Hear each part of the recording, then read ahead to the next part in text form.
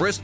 Ramirez considered day-to-day, hopefully back in the lineup tonight. Meanwhile, reports say the Guardians plan to call up shortstop Angel Hanao from AAA Columbus in time for tonight's game. Since he got promoted to AAA Columbus, Hanao batting .309, 10 homers, 2 of those coming last night, and he's driven in 42 runs. Browns head coach Tom Munkin telling NFL Network that Deshaun Watson and Shedeur Sanders will each get a start in the first 2 preseason games. However, coach had to decide who will start when. The Browns begin the preseason in Chicago August 15th. They follow that with a home game August 22nd against Buffalo. Munkin also indicating that whoever wins the job would likely start the final preseason game August 27th at the stadium against New England. Can now find 92.3 The Fan on YouTube. Subscribe to our YouTube channel. Get the best content from our shows each and every weekday. That's 92.3 The Fan on YouTube. Headline sports news every 20 minutes right here on 92.3 The Fan. From the University Hospital Sports Desk, I'm Jeff Thomas. Up next time for the Ken Carman Show with Anthony Lima here on 92.3 The Fan. Right now, I anticipate in all the preseason games our guys will play. Training camp headlines don't take a break. Hear all the latest from Todd Munkin before every practice. Our plan is everybody will dress and they're going to play. Right here on your radio home for Browns football. 92.3 The Fan. The Ken Carman Show with Anthony Lima. There's a lot to take in when you're installing. You know, we've gotten through the spring, and then we're gone for 6 weeks. And then you start back up again in a new system. And so I think you'll continue to see his operation mechanics improve. And I think that's the biggest part right now is in and out of the huddle, getting the line of scrimmage, eliminating that anxiety. His anxiety and my anxiety. Well, you just keep practicing. You just keep playing. I mean, that's really what you do. I mean, he's still a young player. We'd like it to happen now. We all would. I've been highly impressed over the last, 4 months that I've been around him, how far he's come as a player, and he's only going to continue to get better. This is Cleveland Sports Radio, 92.3 The Fan. Morning, Tone. Hey, what's up, Kenny? Good to see you. Good to hear you. Even better to be with you in the flesh. Here in person. Go ahead and do it. I don't know what cockeyed theory you got going on over there, but you go ahead and let me have it. I've cooked up a good one. All right. Let's hear it. This was sent to us by a former colleague and boss who's in another market. So how's Andy doing today? Andy's doing well. They knew. Great. I think they knew that we might want to pounce on this. And I He want to listens to our station more than listen to his own. What the hell's going on down there? I want to state full clarity that these can be unfair at times. Oh, God. I don't know what you're doing, and so it's off we important go. to note, but we have the 2026 Mike Sando QB Tiers. And folks, not one, but 2 Browns cracked the list. Don't care to think we have the worst quarterback room in football. Dylan Gabriel's not on the list, huh? He didn't make this list. Maybe didn't qualify? I don't know. Didn't play enough games? Okay. Go ahead. Continue. What were you going to say? Okay, do you want to start out at the top where Patrick Mahomes beat out Josh Allen and Matthew Stafford? I don't like that Joe Burrow's in tier 1. I'm surprised he's still 4th. You think he should be lower? 4th? Lower, right? Yeah, lower. In a different tier. Yes, lower tier. Not right, a lower I'm making number. sure. He's 4th, but got to be able to play, right? That's got to factor in. Yeah, when he's healthy. Yeah. When he's healthy. Got to play it. When he's healthy, he's as good as anybody. Yeah. But he doesn't stay healthy. Anyway, I even wondered if Lamar Jackson was still a little too high. He's 5th. Well, that's the beauty of all this is that we can ask Bob Haney, 105.7 The Fan in Baltimore, coming up at 8 o'clock when we go around the AFC North. All right, so come on. Baker Mayfield, 14th. Oh, he's slow tied with Sam Darnold. So Sam Darnold won a Super Bowl. I have said numerous times on this station that Baker Mayfield will never win a Super Bowl, and yet he's tied with Sam Darnold, the Super Bowl winner. I think I know where you're going with this. Jalen Hurts won a Super Bowl. He's 17th. Bo Nix all the way down to 18. Mm-hmm. Is that where he belongs? I don't think he's weird. I don't think he's a net negative, but I just don't find him to be like, man, this game it's going to come down to QBs, and I'm taking Bo Nix. Am I wrong on that? You watch AFC West, except for Had they had him in the AFC Championship game, they're probably in the Super Bowl. They might be the Super Bowl. Yeah. It's a weird time in professional football. We right had now. C.J. Stroud plummet. Now, remember we talked a lot about Kyler Murray. He's still 23rd, so we could have had the 23rd best quarterback if you wanted him. I know you didn't really want him. No. Then we get to the guys going into their second year. Here we go. Jackson Dart at number 24. Cam Ward, 25. Tyler Shook, 26. Basically, the pundits are saying these guys still way too early and all clumped together. Mm-hmm. Hey, Malik Willis. He was a subject All right, of come conversation. on. I know That what was you're 29. doing here. Come on. Hold on. The list keeps going. I have to scroll to other pages. Then we've got Deshaun Watson, your first Cleveland Brown. Clock it in. Shaking off the rust at number 31 overall. Kenny, he was routinely around 4, 5, 6, 7 in the Mike Sando tiers back in the day. Back in the day. I now can That's say. back in the day. Back in the day. Yeah, so would Otto Graham had been back in the day had those things existed. Before Deshaun Watson, back when he was wearing the leather helmets, Deshaun Watson. I think was Otto in that Graham number. has just as good a chance as resurrecting his career as Deshaun Watson does at this point. But Then we got Michael Penix Jr. at 32. Enjoy that, Kevin Stefanski. At number 33, we've got, oh, by the way, massive injury for the Atlanta Falcons yesterday. Number 33, Jacoby Brissett. 34, J.J. McCarthy. And there were 35 names in this year's Mike Sando. Celebrated, vaunted quarterback tiers, and number 35 is Shedeur Sanders. who's 36th? It ends at 35. Oh, jeez. There are no more quarterbacks listed. I know 64 played last year. We had 4 of them, didn't we? 3 of them? All right. Well, I think it's sobering. I really do. Does Mike Sando and all the different personnel in the league, do they lack critical thinking? Well, these are. Danny? Well, wait a minute. Well, you guys can't let each other go. I just want to make you sure. You guys need each other like people need air, like fish need water. You and Nick just need each other right now. All right, so I think there was a bit of a revelation. And do you care to hear the comments? There's not a ton of them on how they ended up putting Shedeur Sanders. I didn't see the comments. I did notice a different thing where they let you actually get interactive with the tiers this time. One offensive coach. Remember, these are all under the cloak of anonymity. No current professionals in the sport are going to put their name on any of this because that would be the end of the quarterback tiers. If Shedeur has really invested in himself, there might be some upside, said one offensive coach. If he did what? If he has really invested in himself, there might be some upside. So does that? There you go. That's a positive. Well, hold on.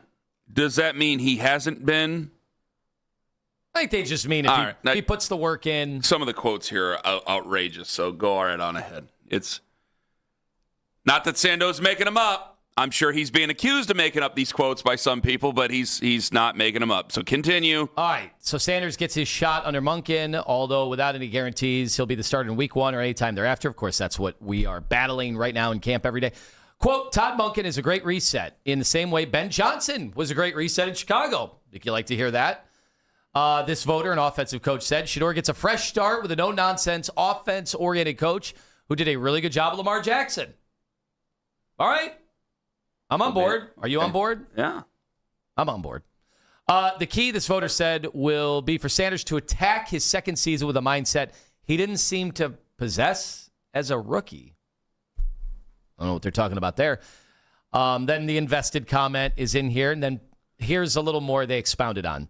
Studying the playbook and knowing his assignments and being able to get the offense in and out of the huddle at an efficient clip, which he could not do last year. Then there might be some upside, the voter said. So that's somebody who broke down the film and noticed that he wasn't really able to do that. Please clarify again who the voters consist of. Oh, well, I got to go all the way back because this is yet another year of the 13th year in the survey, by the way. This panel this year consisted of 8 general managers, 5 assistant GMs, 5 former GMs, 3 other executives, plus 9 head coaches, 10 defensive coordinators, 5 9 current head coaches? It says 9 head coaches, 10 defensive coordinators, 5 offensive coordinators, 2 offensive assistants, 1 defensive assistant, and 2 coaches specializing in analytics/game management. 21 execs, 29 coaches overall. This is the gold standard of the quarterback tiers. Am I right? Yeah, it is. Okay. We look forward to them every year, and Sanders here they are. was one of 37 QBs to start at least 7 games last season and ranked last among them in EPA per pass play, right behind McCarthy and Ward. He's inaccurate at all 3 levels, an exec said. I can't tell if he is going to get better, but there's a huge gap between him and competent quarterback play. A dozen voters place Sanders in tier 5. I'd sleep like a baby if I got to play him every week, one defensive coordinator said. Another defensive coordinator offered more specifics. He's not an on-time player, can't really read through the coverages, is a little bit heavy-footed, this coordinator said. He's thicker and harder to tackle than expected. Okay. But you shouldn't lose to him. One head coach sounded relatively positive. Here you go. So you've been waiting for, Kenny.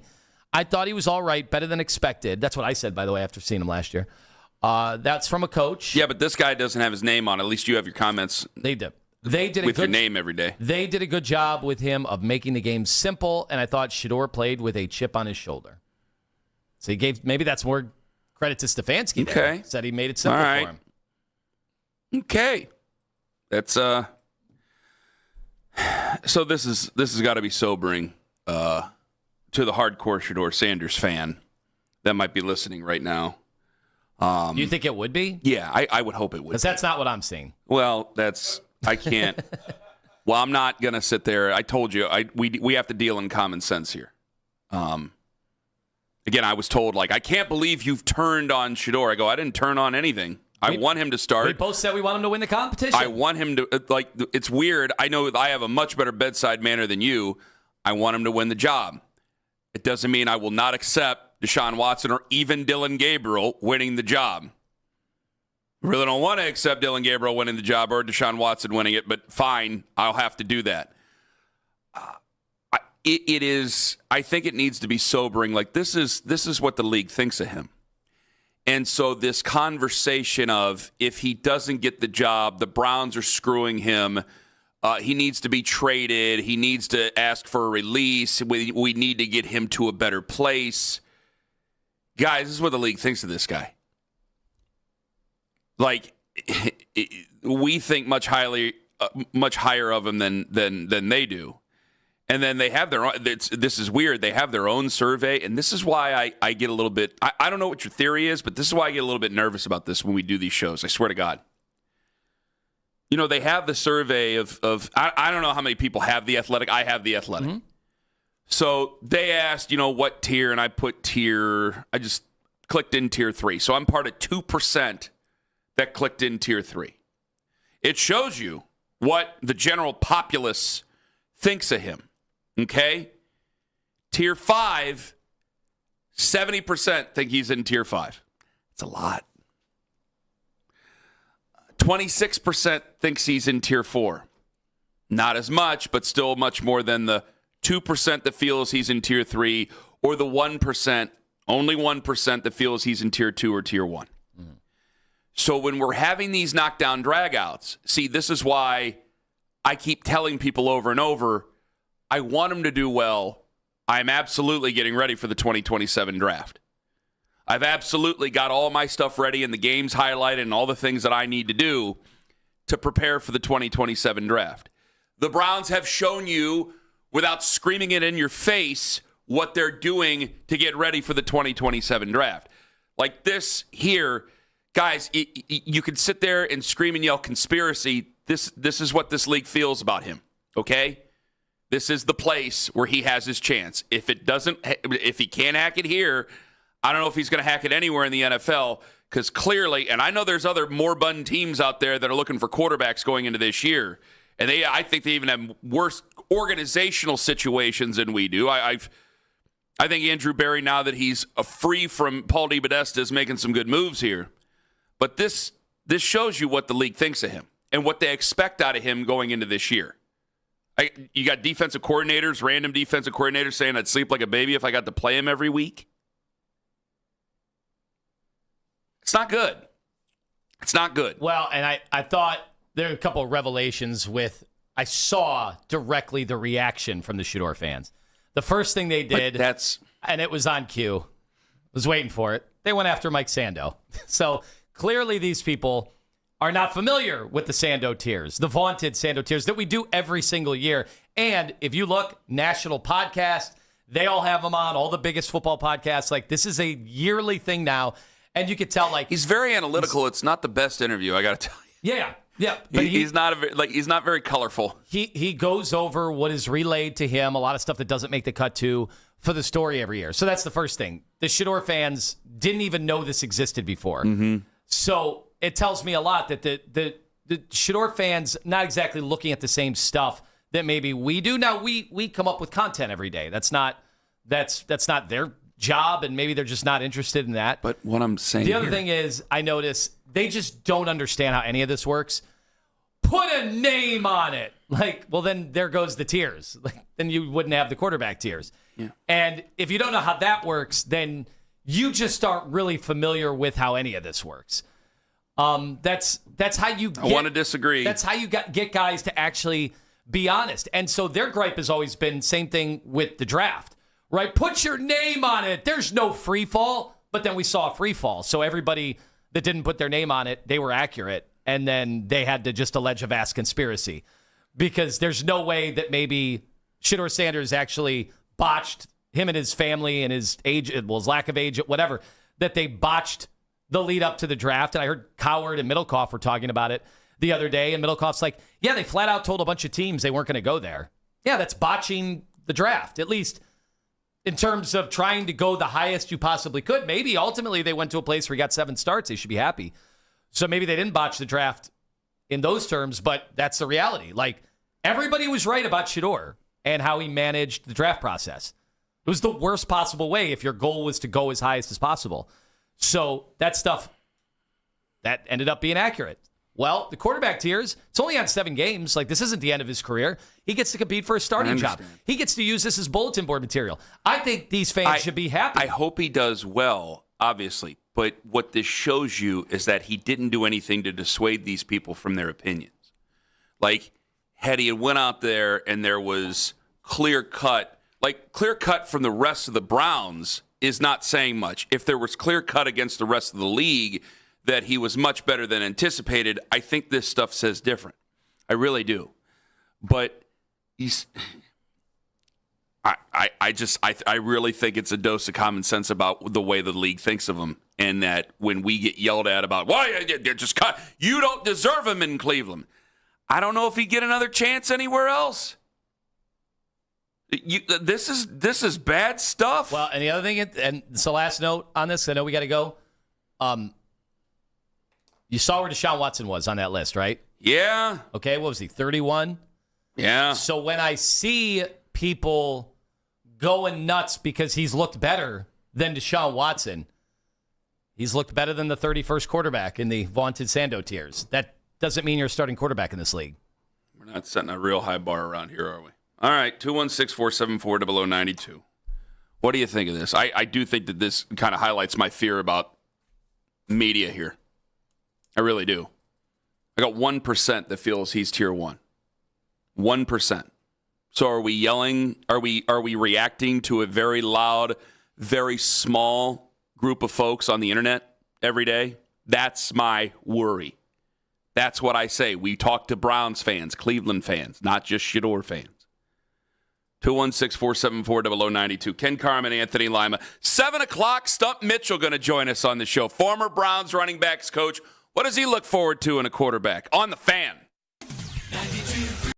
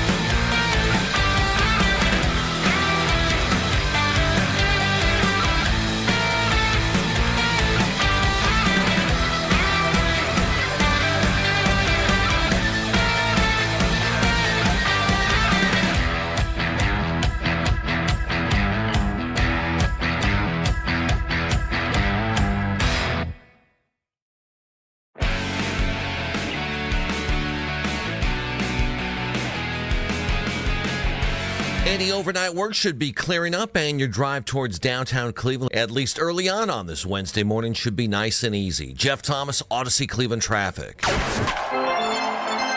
Whether you're at the ballpark, on the golf course, or doing nothing at all, get the Cleveland sports news at 923thefan.com or use the Odyssey app. There's a lot to take in when you're installing. You know, we've gotten through the spring and then we're gone for 6 weeks. And then you start back up again in a new system. And so I think you'll continue to see his operation mechanics improve. And I think that's the biggest part right now is in and out of the huddle, getting the line of scrimmage, eliminating that anxiety, his anxiety and my anxiety. That's Todd Monken yesterday talking to the media as we went through another day of install for the Cleveland Browns. Stump Mitchell going to join us, former Browns running back coach. What does a long-time coach need to see in a quarterback before he gives him the green light to start? Also, did he think that Quinshon Judkins shot on Mike Hall was cheap, or was that just the heat of practice? I had to ask Ken and the heat about of passion. this. I needed Ken to get nitty-gritty with me. Well, they weren't wearing pads, so you know my opinion of it. And I saw their first padded practice, if I could say this, or a real quick right turn. I saw their first padded practice on Monday. This was not the Hugh Jackson hamburger meat first padded practice that we've seen in the past, where it's just line them up and let's get to the goal line and let's start doing Oklahomas and things like that and really welcome to the jungle type stuff. There was no tackling to the ground. You got guys who got bumps and bruises. I think they know that they have to. I think they know they have to preserve the talent that they have because they are in a transitional period as an organization. So they have to make sure that the guys that they got who are really, really, really good. Like Denzel Ward, et cetera, like Casey Concepcion, who has plenty of potential for this football team, him and Denzel Boston, that they're going to be upright and all right. I mean, it's a collision sport. These things happen. Hate to say it, but it's true. But I think they're doing what they can to preserve the talent that they have. We'll see if that works out, because we've had organizational conversations about toughness, this, that, and the other. I want to see. I saw some video of Jared Verse yesterday, and there's more than just what can you do to get pass rush numbers, what can you do to that? And I feel better and better about him. I felt pretty good about him when they got him, and I feel better and better about him every day. But that's a discussion for later on, and even with Stump coming up at 7 o'clock. Social media reactions on X are brought to you by Shibe & Jewelers, Cleveland's premier jewelry store. Now, we got some Guardians news to talk about at 6:43, so I got to get to this. The Ohio guys on Twitter. It's very easy to say anything when you don't have to attach your name to things. Talking about the Mike Sando quarterback tiers, so which is that's true. I could come anonymous. on every day. I could come on every day and do that. But the difference here is he's done it for 13 years, and he has continued to expand. And the names, from what I've heard, the names of those anonymous people have gotten even more. They have even more credibility than ever before. Basically, is what he said, because they value what he's doing. They like to see this kind of thing, and so I would agree. If it was just me attacking Shedeur with anonymous, I heard yesterday that, but then that would have no credibility behind it. You would say, well, you have an axe to grind. Like Sando, they keep talking to him because they know that there's credibility. But I'm glad he brought this up. This is why I'm glad the person listening brought this up, because, you go to the top of the tiers where Patrick Mahomes is, and then you go down, because nobody really has anything bad to say anything about Patrick Mahomes. But you go down to number 2, there is a criticism of Josh Allen. And, quote, Josh, with under 30 seconds left in the half, runs for a meaningless 12-yard gain and fumbles and gives up a field goal in playoff games to go behind 2 scores against Denver. This coach said, until he quits doing that, you can't rank him as a top quarterback. This is one of the worst plays I've ever seen. Cost them the game. Yeah, and that's criticism. I mean, that's some Johnny Miller-style criticism right there. But this is anonymous. A current coach is not going to say something like that on the record. No, because it's billboard material. Yeah. It is billboard material. But there is criticism there, and it does make it easier if they say, hey, this is completely anonymous. It makes it easier to criticize. But I think when it's an us against the world mentality for Shedeur Sanders, it really is the world of the NFL that seems to be like, hey, you're getting your one crack at it, and if you can't pick it up there, we ain't answering the phone. And he's got as good a shot as anybody would ever, because I'm sorry, what I thought that on Monday, I thought Deshaun Watson was fine. I must be missing because I wasn't able to make it yesterday. I'll be there today, and apparently he was just terrible. Daryl ripped him up and down. A lot of people ripped him up and down. It's like to the point, it's like, hey, man, if he's never, ever going to get back to this memory of what people have of a competent quarterback, yeah, just start Shedeur. I just, like, I want Shedeur to play, and I want Shedeur to play well. But part of it is I am curious to see whether or not who's right and who's wrong. Whether or not it is this 1%. I mean, quite literally here on this survey, the 1% of regular fans that are polled here outside of the tiers that believe he's a tier 1 quarterback. 1%, 70% say he's tier 5, 70%, and then 24%. I mean, that's the bulk of the series, man. 24% or 26% say that he is a tier 4 quarterback. That's a lot. That's a lot. I mean, for the love of God. So you have these huge amounts of people that believe he can't do it. And there's curiosity to whether or not he can. How does this guy go from elevating one of the worst programs in college football to respectability, because that's where they were. I don't give a damn what anybody says. And then how does it go from that to a complete drop-off? And according to the NFL, like, no, this is your one chance. You can't do it. Like, I got to see it. Like, I know what I'm getting out of Deshaun Watson, and that's just bad memories and empty promises. For Shedeur, listen, I know that there are people out there that want to take everything personally, and that's fine. I think I've made it abundantly clear how much I want to see him, how much of a fan I've been of his dad's. Like, I want to see this. And I just want to see it mostly because I want to see him do well. I want the Browns to stop having to look for quarterbacks. But then there's also the curiosity to it. But I can't rip up my 2027 draft plans because of Shedeur Sanders. I'm not going to do it. I have to have the common sense around it. And this is what the rest of the league thinks. And when you have Deshaun Watson, who's ranked, 32nd? 31. 31st, yeah. I'll say this. If you're beating Deshaun Watson out for the job, you ain't beating much, but it's a start.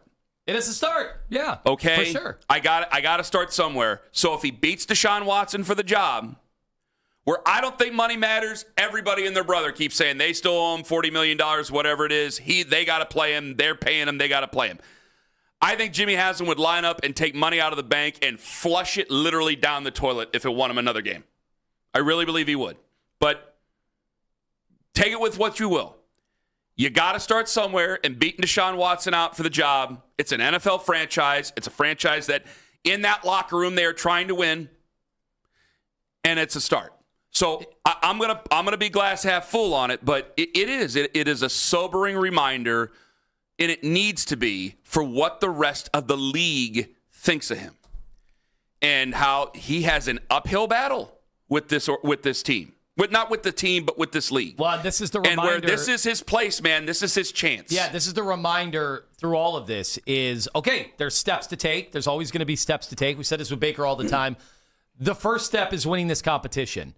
And right now, I think he's winning it, or Deshaun's losing it. It's, none of it's great. Basically, everybody's been saying it's been pretty bad operationally for the offense so far. And there's a lot of context for that, Kenny. They got really good defensive players over there. Yes, 100%. Halfway to a playoff brand new offensive line. Like, there's context. But guess what? Week 1, Jacksonville doesn't care about your context. No, they don't care how bad your offensive line is. Nope, they don't care. They're going to line up and try to embarrass you, and you know what's going to happen, or what they're going to really try to do in week 2. And then the game and the stats, it's all going to go in the books. Like, that all counts once the season starts. And all I'm saying is it's not going to be enough for Shedeur Sanders just to do the first thing, which is beat out Deshaun Watson by any means possible. That's not enough for them to not draft a quarterback next year. Mm-hmm. It has to be so much more. So I hope somebody tells Shedeur. He seems to be a guy that in the mold of Baker Mayfield and so many other athletes and competitive guys, that it is about, take what everybody says about you. I know you say you don't pay attention to it, but if this motivates you, good. Good. If it's anonymous people in the Mike Sando quarterback tiers, then do whatever it takes by any means necessary. Because right now, this is what the league thinks about you and your quarterback room. I wish I could go in a different direction, but you have to accept this as it's not fact, it's opinion. There's still a lot to see, but it is the opinion of a lot of people in the NFL that your quarterback room is not good. And that if you do win the job, you're the guy with one leg and a no-legged ass-kicking competition.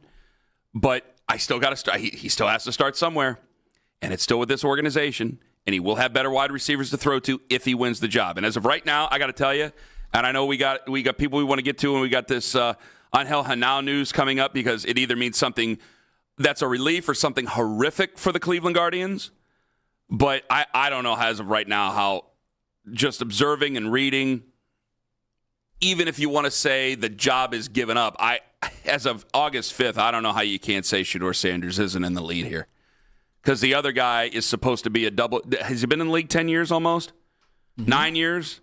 He's 30 years old, and you're still holding on to the ball. You're still patting the ball. You're still not able to do these things. I'm sorry. I've seen enough already.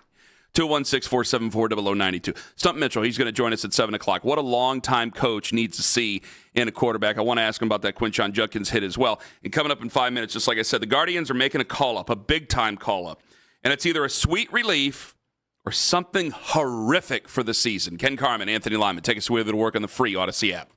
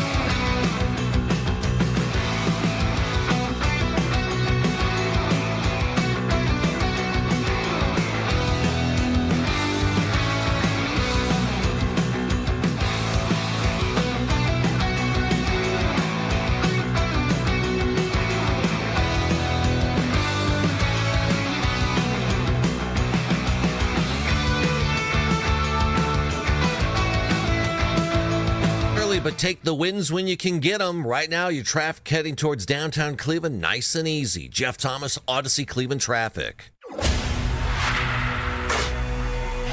Headline sports news every 20 minutes from the University Hospital's sports desk. We are Sports Radio 92.3 The Fan.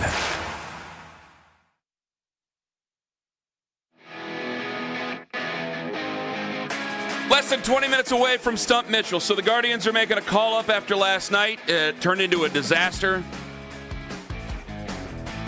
Phone started lighting up as I was driving home. I was listening to it a little bit, and obviously I got pretty upset because Gabby Arias. Hey, Joey Cantilla gives up a tater. He gives up a tater. I mean, he couldn't throw a strike afterwards. So, like, I gotta put blame where it's due. I know I'm a big Joey Cantillo fan, but I mean, he threw like 7 straight balls, finally threw a strike, and then on 3-1 gives up a home run, a 3-run home run to the number 9 hitter. But I'm initially mad because Gabby Arias makes an error to get that started off. Everything was running just fine. We're in the top of the second. Welcome to the ballpark. All that stuff. And then they are calling up on Angel Hanao. Today could be a very big day for the Cleveland Guardians and for Guardians fans. Either A, he's replacing Gabby Arias, or B, he's replacing somebody very, very iconic going to the IL again. Because yesterday, you noticed that Jose Ramirez, I don't believe he was a scratch, but he was not in the lineup. He's not there, yeah. And I was doing my hit at 5 on Fox 8 with Andre Knott. And he had mentioned, there's some inflammation in the hand day to day. Didn't make a big deal of it. Okay. Well, if we're day to day, that's great. So it kind of gives me like, okay, maybe Gabby Arias is going down. I'm going to play on Helen now, who did play. And John looked this up. He did play 14 games at third base down in Columbus. Because my first thought was, oh, God, can he tell me he played third base in Columbus? Tell me he played third. He did. He played third base in Columbus for 14 games. I know he's primarily been a shortstop, if I'm not mistaken. So today could be a very, very, very, very, very big day. Because yesterday in the morning, as we were going over the moves and bringing in Joe Adele, Nathaniel Lowe, you're going to have Foster Griffin, who I keep wanting to call Foster Grant. Foster Griffin is going to be pitching on Thursday afternoon. Like there was a resurgence of excitement. And if Jose goes down, it's going to be a bad, bad, bad feeling for a lot of folks. Well, it's crippling because the goal, and we talked about this yesterday, what we really needed to be formidable come postseason was the moves that they made, good. All right, we were all on board. We needed Jose to be somewhat Jose again. Yeah. The guy that every year routinely is considered one of the best players in the American League, who has not been anywhere near that this year. I just find it hard to believe if they knew he was really injured, like oh, God, we got to take more time off. Would they have made these moves? I know it's like, hey, you got a year and a half of control on Adele. All right, Foster Griffin's just a rental, right? Yeah. Am I wrong on that? He's 31 years old. Like, this is the end of the... Yeah, you're going to get him for a half a year, and that's it. So that's got to be trending... I'm trying to make myself feel a little bit better, I will admit, but it's got to be trending towards Gabby Arias going down, doesn't it? That was what was anticipated. Guys, doesn't it have to... Please talk to me in there. That makes me feel better and say that it's got to trend towards Gabby Arias going away. Well, and even Antonetti spoke yesterday before the game. Yes. And said, they're a better team today than they were the day before. And I don't think you come out and make those comments either if you had any thoughts that Jose wasn't going to be part of this run towards the playoffs. I mean, and I know Buster only put him as the top team in the AL. But did he know about that? Because let me tell you this. You remember that. You remember this, and I'm sure you do as well, Tone. Like, I'm not trying to startle myself or make a bigger deal than what it is, but you remember he played a half a season with a broken thumb. Yeah. And nobody said anything to anybody. It was just, he's slumping a little bit since the All-Star break. And then we look back and we're like, that makes sense. He's playing with a broken thumb. Nobody reported it.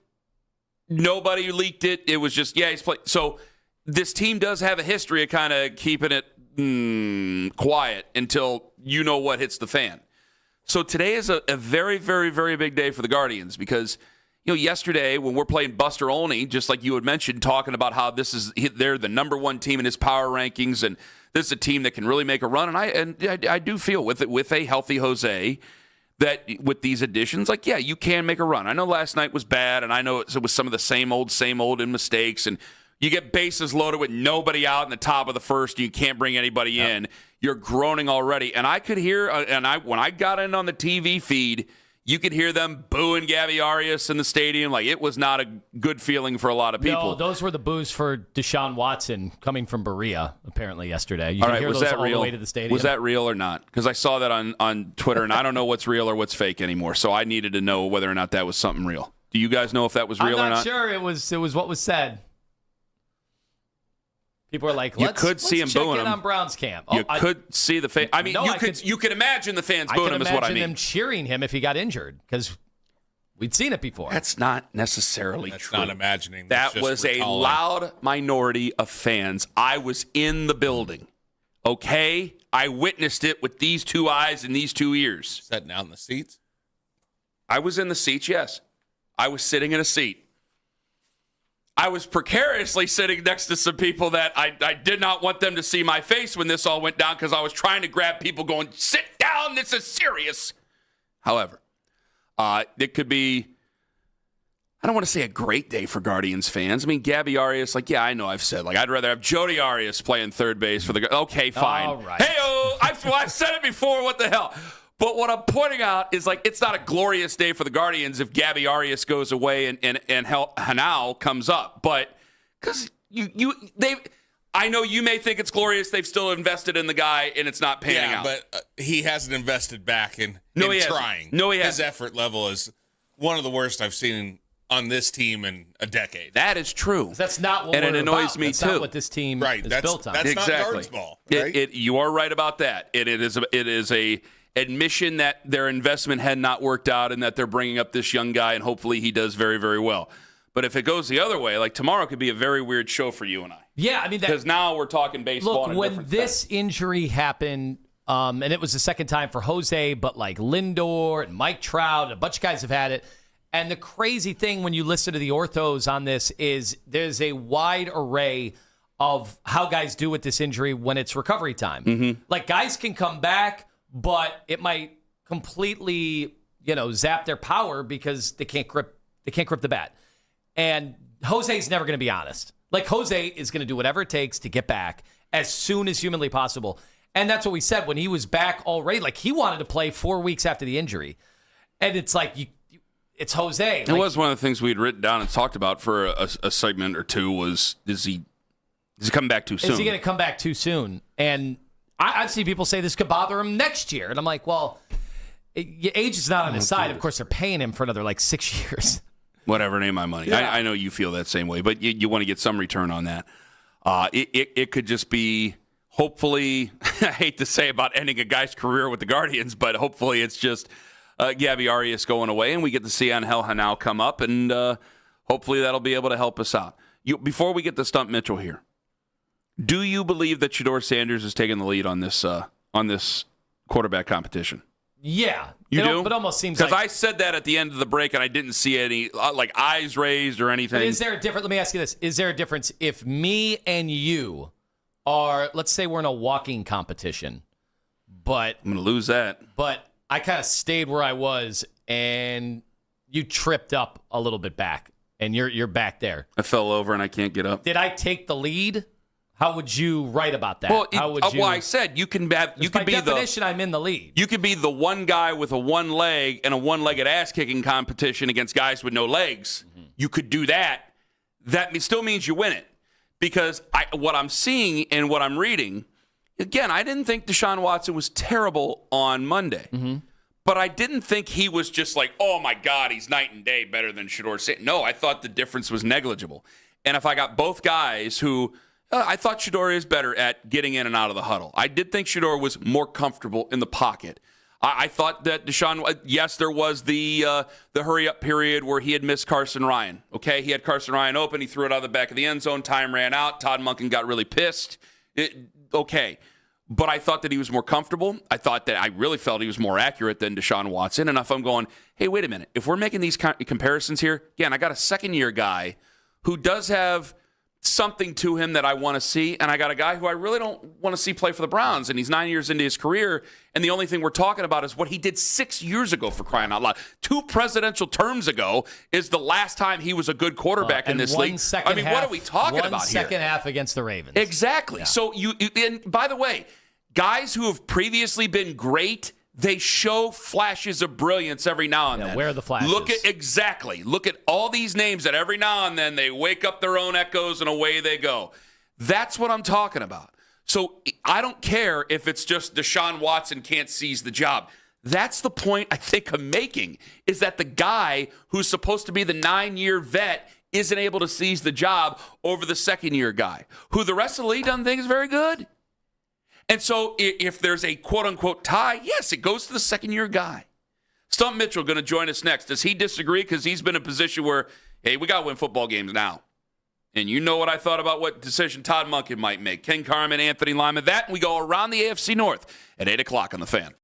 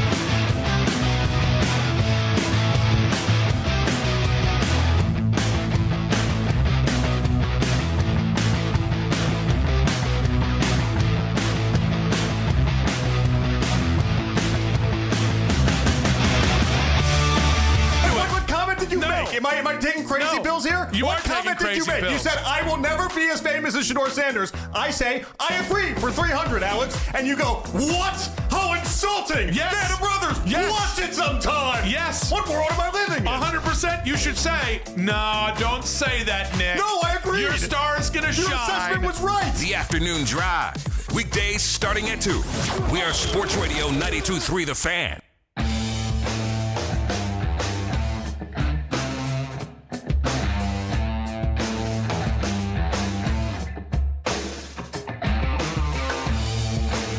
One hour from now, we go around the AFC North. But joining us right now on the Wise Heart Right, We Make It Right, call Kyle Right hotline. Ladies and gentlemen, Stump Mitchell, one of the finest quotes that we ever had as one of the Browns assistant coaches. He's former Browns running backs coach from 2019 to 2023. He's currently the running backs coach for West Georgia, which I believe, wasn't that Isaiah Crowell, Tone, who went to West Georgia, if I'm not mistaken? I may very well be mistaken. Let's bring in Stump Mitchell. He might know what's going on.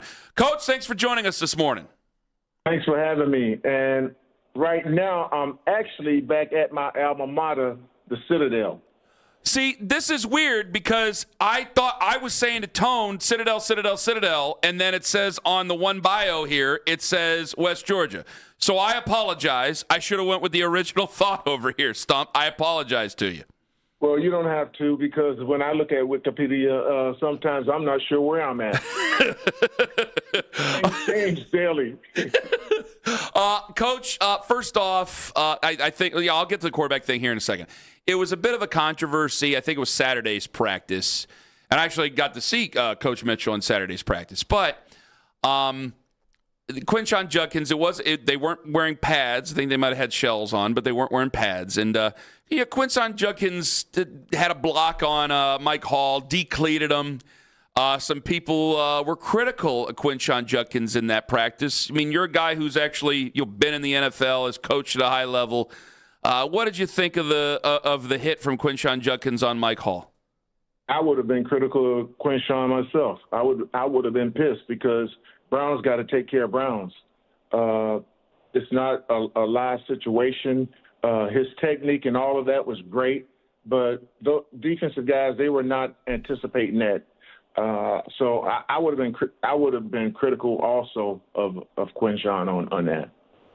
See, how do you? Because again, it was like, I agree with you in the practice. What about in a game? Is there just a difference in that, and you're supposed to know the difference as a professional football player? Absolutely. Okay. I mean, that's why they have all those sleds, different machines, different bags for you to learn and to explode on those things, because it doesn't hurt anybody.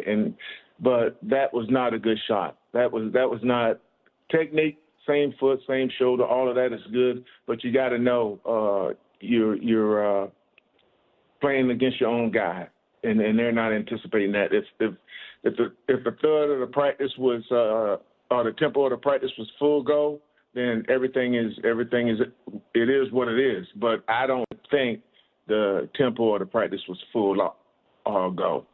Stump, you had been here, multiple coaches, expansive career with all sorts of different philosophies.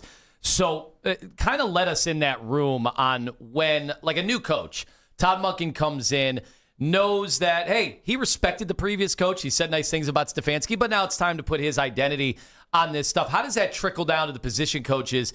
And when you talk about things like, hey, how physical are we going to be? How much are we going to go over installs with a very young team? Like, how does that work?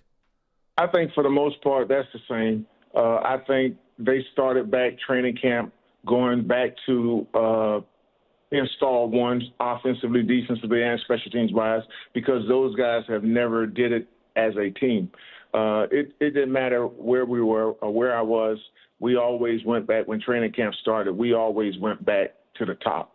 And I'm almost sure that's what Coach Monken did this training camp, because he don't want to leave no stones unturned. He don't want any questions that's a player have that's not going to be answered or have been answered several times. So they have an understanding exactly of what he wants and what they expect as a staff and also as an organization. Stump Mitchell joining us right now on the hotline. So Quinshon Judkins comes off this really, really nasty injury last year. What are you looking for as a coach? What should we be looking for when we're out of camp in terms of trying to figure out, are we getting the guy that was just as explosive last year that had, the offensive line not had its issues, might even had an even better rookie year? Well, I thought when I was around, Cleveland had one of the better medical staffs, both at the facility and the doctors that they sent those guys to, who were not second opinion doctors in the NFL. And so they never sent anyone on the field if they weren't capable of performing. And from what I've seen with Quinshon, not just from the lick that he gave the other guy, I think he's healthy enough to play. Stump Mitchell joining us here on the Wise Heart Right, We Make It Right, call Kyle Heart Right hotline. I want to ask another thing. Just like, how some of these coaches, how they work, and obviously coming from Baltimore, Todd Monken ran a very different type of a system, and their running game was obviously so potent because they had a quarterback that could certainly occupy the minds and the eyes of a lot of the defensive players. What do you think we're in store for here in the first year with Monken, seeing the talent that they have, rebuild offensive line, the quarterback stuff we'll get to in a second, but what kind of running attack do you think we will be able to see here? Well, the first thing Todd Monken and his staff has done is identified the strengths and weaknesses of each player. And they understand that it's not how much they know, it's what their players can do. Those guys know a lot of football that they will never get to, and football that will probably never be a part of the Browns offense. But they also realize that they have to put a product on field that's capable of winning. They're not looking to finish anywhere lower than first. That's their mentality. That's the coach's mentality. And I know that's those players on defense mentality as well. Offensively, there's a lot of new guys there. I don't particularly know. I know Deshaun was one of the hardest workers I've ever been around, and unfortunately, the offensive line was not up to par, and he got hurt a couple times. What are the qualities that you look for in a starting quarterback for an NFL season, in picking one? First of all, when you get a guy that have already led the league in passing and taking them to the playoffs in Deshaun, you're looking for him to continue and be the leader that he was someplace else. So you want to do things that he did. And one thing I think they needed to do was simply get out of his way.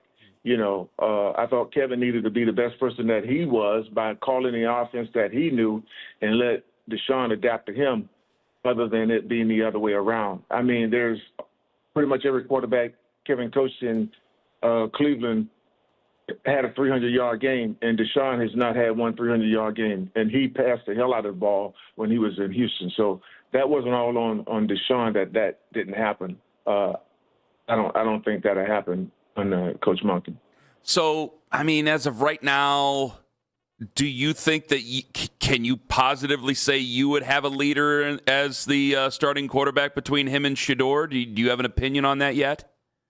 Well, what I do know about Shedeur is that he was at Jackson State with Travis Hunter, and they were supposedly had the best recruits at a HBCU, and they didn't win the Black College National Championship 2 years in a row. So there were some deficiencies in his game. What I can tell you is that I know he's gotten a hell of a lot better under Todd Monken, because Todd is a no-nonsense guy. I know Deshaun is going to be better than he's been because Todd is a no-nonsense guy. That's just the way it is. I mean, he coached you hard, but he coached you fair. Both of those guys will have their best careers under Todd. So Shedeur, he can't even imagine the player that he is going to be under the tutelage of Coach Monken and his quarterback coach and offense coordinator.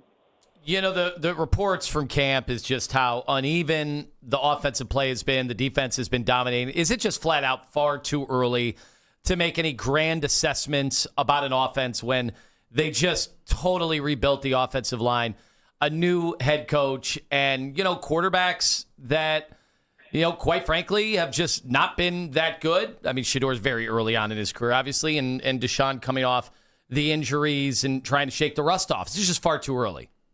No, I don't think it's too early. I think you should expect the defense to be ahead. For the most part, they have all the coaches that they had. Unfortunately, Coach Schwartz is not there. But for the most part, they have the same defensive coaches that they've had the past at least 2 years. So they should be ahead. The system is the same. Coach Lynch is still there. I mean, they have talent and they have the same coaches, so they have some continuity. The offense, the whole line for the most part are new guys.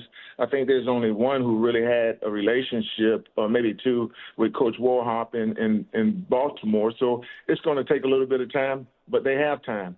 They'll get it right, and I look forward to the Browns having one hell of a season. Coach Stump Mitchell joining us here on the Wise Heart Right, We Make It Right, call Kyle Wright hotline. Coach, they moved on from Myles Garrett over the offseason just a couple of months ago, traded him for Jared Verse and another first-round pick, et cetera, et cetera. In Myles' time, there's been criticism. I've even thrown it out there, the lack of vocal leadership.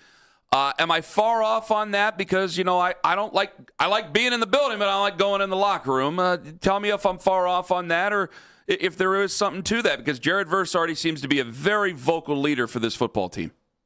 Well, I think each person leads however they lead. I mean, I can tell you what, when I watch Joe Flacco, when he was performing, Joe was not a rah-rah guy. But I can tell you and I can assure you, Deshaun and those other quarterbacks watched everything that he did because he threw the ball with perfection, with timing, with his foot, with his steps and everything. And they were learning from him. So Myles gave you enough action during the course of a season to see, hey, man, I want to do some of these things that he's putting down. So, when you get a situation where a guy is no longer there, people tend to say stuff that, make them look good, I guess. I don't know. But if it was a problem, why didn't they address it with him? How hard is it to get a team ready when you totally remake an offensive line? And I want to get to the running game as part of that. Like, what is going to be the challenge in trying to do that? Again, we come back to the new head coach thing, but having that offensive line and knowing that these guys have never played an NFL game together, and then the fact that they're 5 in, 5 out in that regard. Yeah, but they will have more time together than the last two offensive lines because the last two offensive lines there, they had a different offensive line coach. So it has not been fair to the offensive line coaches that have been there and that were fired, to be perfectly honest, because those guys, those 5 offensive linemen that they had, they spent very little time practicing because they were all recovering from some type of injury. So the offensive line coaches that had to try to get those guys ready for a game had a much more difficult task than Coach Warhop and his assistants, because at least these guys are working the process. They're working the techniques, and they understand what's going on.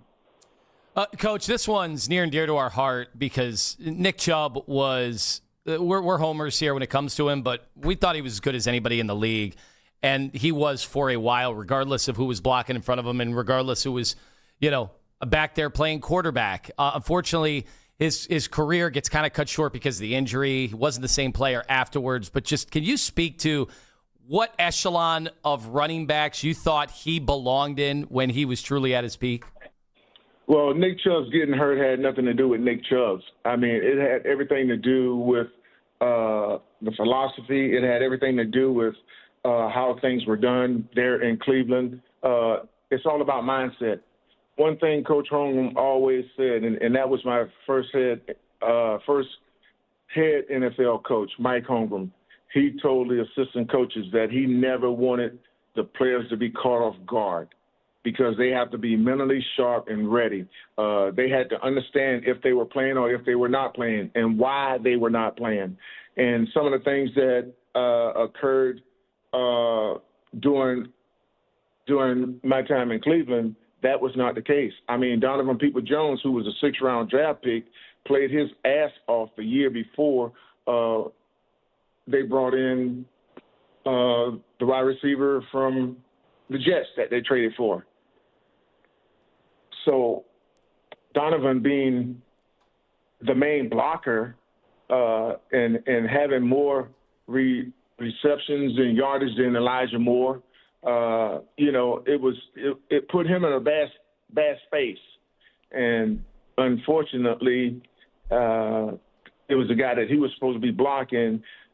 He didn't, and it forced Nick to make a cut to his right, and unfortunately Minka put a hit on him that wasn't so nice for us. It wasn't a bad lick at all. It wasn't a bad play at all. But Nick unfortunately got hurt from it. Coach, you're not just coaching at the Citadel. You're not just joining us on the show. You also have your own podcast, Stump Talk Podcast, which is every Tuesday at 8 p.m., if I'm not mistaken. Tell people where they can find it, Coach. Yeah, that's good. Stump Mitchell Talk Podcast. But the biggest thing about my show is, we try to interview some high school kids. We try to interview some coaches, people that have played the game. And that's the main thing about it. I'm still involved with the game. I didn't like the way I left the game. It wasn't my doing, but it is what it is. God sent me someplace else. There were things that happened in my family that I needed the year off, to be perfectly honest. And then last year I was at West Georgia and was able to help those guys make a turnaround. We went 8-4, and this year I'm at the Citadel, and I'm looking to help Coach Drayton, who's a Citadel grad and coaching the league, and his staff, helping us turn this thing around. Find it wherever podcasts are at. He's one of the best. He is Coach Stump Mitchell, former Browns running back coach on the Wise Heart Right, We Make It Right, Call Kyle Right hotline. Coach, thank you very much for joining us this morning. Thank you. I appreciate it. Thank you. Coach Stump Mitchell on that Wise Heart Right, We Make It Right, Call Kyle Right hotline. A lot to unpack there. Love what he said about those quarterbacks. Seems to be a bit of a fan of Deshaun. Also, seems to be a big fan of Todd Monken. That's coming up in 5 minutes on The Fan.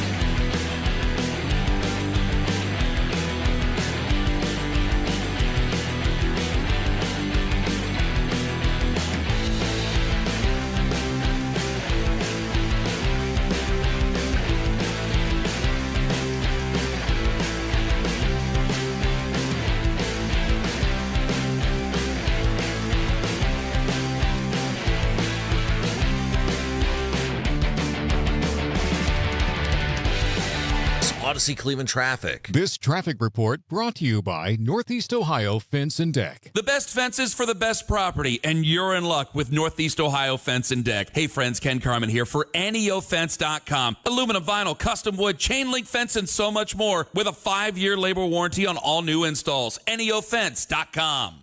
This is Browns head coach Todd Monken, and you're listening to the number one sports station in Cleveland, 92.3 The Fan. What I do know about Shedeur, I know he's gotten a hell of a lot better under Todd Monken because Todd is a no-nonsense guy. I know Deshaun is going to be better than he's been because Todd is a no-nonsense guy. He coaches hard, but he coaches fair. Both of those guys will have their best careers under Todd. That's former Browns running backs coach Stump Mitchell. Big fan of Todd Monken. Was there anything to read between the lines on any of that? Because a lot of people on social media are. Oh, for sure. A lot of positives about Todd Monken. Mm-hmm. Didn't really mention somebody else. Why would you? Well, and pretty clearly he also thought, organizationally, there might be heat there. There were some issues. I mean, think about the Elijah Moore part of that, who, by the way, was one of the camp standouts. You showed me that from Elliott Short Parks. With the Eagles, a Super Bowl contending team, Elijah Moore's been making plays. Philadelphia Darryl, check it in. Didn't exactly work with Buffalo, but, give it fresh starts or fresh starts. That's what it is. He was a fine player. I thought it was interesting, though. He's like, well, we had Donovan Peoples-Jones, and he was playing his ass off, and then we said, no, we want in the Elijah Moore business. It seemed like, Stump wasn't exactly thrilled about a lot of things going on. Yeah, and I've known him I don't know him very well at all personally. I've only met him a couple of times, and one of those was on Saturday at Browns camp. But I've as a media member, I've known him to never really mince words. So there was definitely he was definitely being honest about a lot of that. Definitely seems to be. At first I thought what he said about Shedeur Sanders, I thought, oh boy, we're going down a weird path here. This is business about to pick up. And then he did say, he's like, well, there's definitely something in there that you can get better with, and he'll be able to flourish better with Todd Monken. So that's a nice positive, because at first when he said, they weren't able to win a black national championship at Jackson State with all those recruits, I went, oh boy, we're going to an interesting place here. And then obviously it changed, which is great, by the way, because I told you before, now I don't want to just reaffirm my opinion, but I did say even at the end of the whole Mike Sando QB tiers and all these guys ripping on Shedeur in the NFL, I said, yeah, that's fine, but you still have to crawl before you walk, and I know he might be beating the 31st ranked quarterback, but it's still the guy he's competing with for the starting job of the Browns. And as of right now, based on what I've seen, based on what I've read, I just see a veteran quarterback not taking the job. And so if the veteran quarterback ain't going to take the job, and I've seen incremental growth by the younger guy, Shedeur Sanders, I'm going to give Shedeur Sanders the job. Now, we'll start to figure more out going into next week, because tomorrow's the last day install. We'll start to figure out more going into next week, or I should say later this week is the last day install. And then going into next week's preseason game, that's the big public unveiling. And I'm sure there will be, if he does great, there will be those who say, well, he's playing against base cover too. I don't care about any of that, all right? We got to figure it out, and that's what most fans have to go on, except for silly completion charts that people get very sensitive over. Darryl said that, none of the quarterbacks have distinguished themselves. Obviously, everybody we've had on has kind of said the same. Yafusi yesterday, Daniel, that's what he said. Mm-hmm. Nobody has really distinguished themselves. Hasn't been a great camp for any of the quarterbacks. Darryl did add that Dylan Gabriel has run the smoothest operation. Now we're asking the head coach if he should be added to the quarterback competition, so it shows you where things are going. Well, he noted that there have been some positives with Shedeur. There's basically been no positives with Deshaun Watson. Now, I get the full write-ups from Coach Riz. I didn't think he was bad on Monday. Who's as constructive as it gets. I'll be there today. Looking for good signs, because he's a coach. That's what you have to do. A coach can't just go in and say, these guys stink. I guess you could go upstairs and knock on the door and say, are there reinforcements coming in case this doesn't work? Maybe that'd be within your right. However, you got to coach him up. You got to coach who is in that room and got to coach him up as best you can. It's not looking great right now. It's early. You said the quarterback numbers. The quarterback numbers for Shedeur were great last year in camp, right? The numbers in terms of people were saying, well, he was an accurate quarterback in college. He's going to be accurate here. And then he wasn't, because the NFL is a completely different ballgame. And especially if it's your first opportunity. Like, I didn't expect Shedeur to be, anything what he was in Colorado in those games. And I told you I threw out that first game against the Baltimore Ravens. I didn't even count that game. So it's an uphill battle for these guys. I think pretty clearly in the two-headed quarterback competition, which is what they've sold us on. Mm-hmm. Yeah, I think Shedeur is winning. I do wonder at some point if Dylan Gabriel continues to look good, does he deserve more and more reps like Coach said? Is he earning? Forget deserving. Is he earning the reps like Todd Monken said? Gabriel? Yeah. But yeah, in a weird way. Are you just taking them from Deshaun, or are you taking them from both? You beat me to it. There's only so many to go around. Well, I'll get accused of being a nasty person, but I'm sorry. I just see no positive in Watson right now. Maybe I'll light it up next Saturday. I have no idea. I'm just not seeing very much of the positive. I can't believe I'm saying it when it comes to Dylan. Like, if you want to give Dylan Gabriel more reps, fine. As of right now, I ain't taking him away from Shedeur Sanders. There's only one thing. There's only one, and I can't even necessarily put a stamp on it because I still don't know how it would look in a real NFL game. But of the three guys, you can go to the design quarterback run stuff. I mean, that's not stuff you're really calling with Shedeur or Dylan Gabriel. You'd call it with Deshaun, and Monken has that stuff in the arsenal. Well, great. Battering Ram Watson's going to go out there and go get you a first down. But that is how it comes to fruition, does it not? That is a dimension, but I don't know. Is he a fraction of what he was athletically? I do know Mary Kay had said, no, he looks like Deshaun Watson. He looks like the guy that, could tear off. Yes, he does. He is the Social Security number is still the same. He's still a taxpayer. I'm talking about the running. I'm talking about the actual mobility. Great. And you running. Want to try him at tight end? Like, obviously, they're not.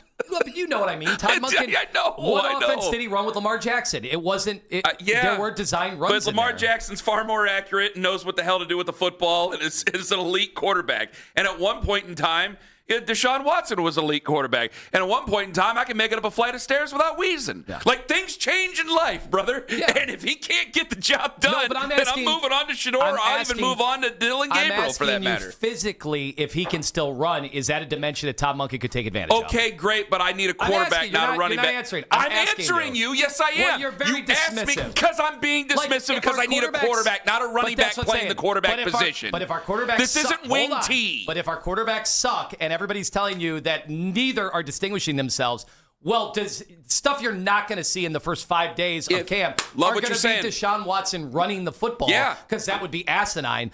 Is that a reason why he might have been first in this whole thing with Monken? If you're telling me, that they're all terrible, and that might, well, yeah. Are you talking about going into just getting the job? Like why he would have been first? Like trying to design an offense for Week 1 against Jacksonville. If neither of these guys can throw the ball further than 7 yards down the field against real defenses, I'm not talking 7-on-7s. Then who's totally different when we're calling things dimes in 7-on-7 when there's no pass rush.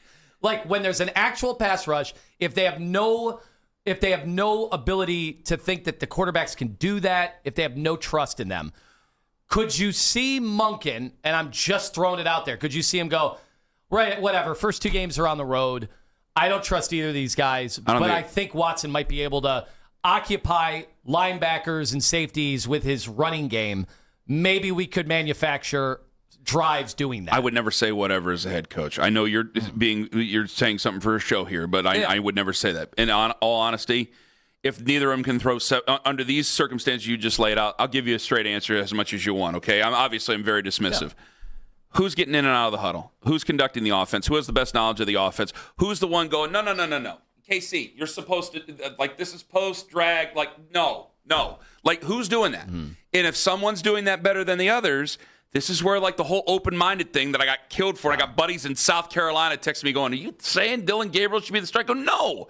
I'm saying we should be open-minded because it's an open job, and if nobody can separate themselves, maybe we should think about who's able to conduct the offense. That's all I was able to say. If Deshaun Watson, the 9-year vet, can't conduct the offense, I'm going with Shedeur Sanders. Okay? Yeah. Because at least I'll have something to look forward to if somebody's running around trying not to get sacked. I assumed that Watson would be far superior at this stage. And he's not, I think that's maybe what Todd Monken assumed when he was taking the job. But right now, we ain't seeing it. We're seeing a lot of ball pads, seeing a lot of throwaways. Okay? I mean, it seems like both of these guys are having trouble getting. Like Monken is continually stopping But one, it's somewhat practice. understandable. The other one, it isn't. All right, your mind should be there. Your mind should still be there. I honestly wonder what Monken is thinking as he's been watching these disastrous offensive practices. Around the AFC North, coming up at 8:01. Maybe we should ask Bob Haney and Mo Egger and Andrew Filipponi from 93.7 The Fan in Pittsburgh about that. Coming up in 5 minutes on About Last Night. The highest-ranked team in the coaches poll could lose how many games? Ken Carman, Anthony Lima, live on The Fan. XTENDAV.com, Extend Technologies. I know when Ken is getting down to the nitty-gritty and studying football tape, maybe it's his youth football team, maybe it's the pro football team in town. I know what he's doing. He has got it up on his incredible setups, the televisions. They've got it all over the company.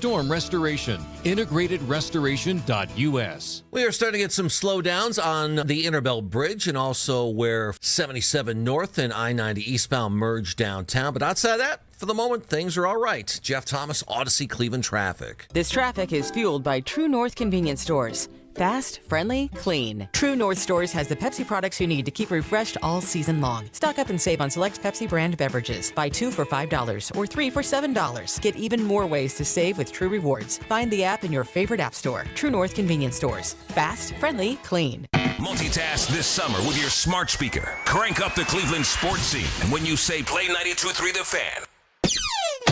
So much can happen around the globe that we never hear of. I really don't give a I mean, it had nothing to do with me.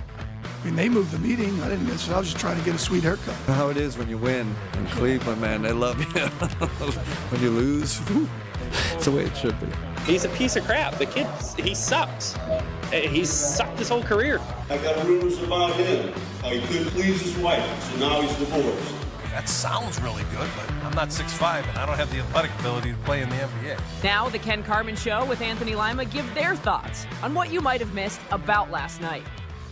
The second iteration of a Cleveland WNBA team finally announced its name yesterday. And it seems like the name, the logo, the color scheme is a pretty big hit. The Cleveland Sirens announced their name at Rocket Arena to a pretty large crowd, and it turned out to be a celebration. The video was outstanding. The introductory video was great. The graphics were phenomenal. I love the homage to Lake Erie, but couldn't they have kept the name a secret a little bit? I thought so too.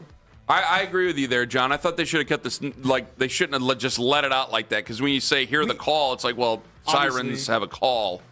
I'm talking the Odyssey sirens, not like a ambulance going down the road or something, like the siren call.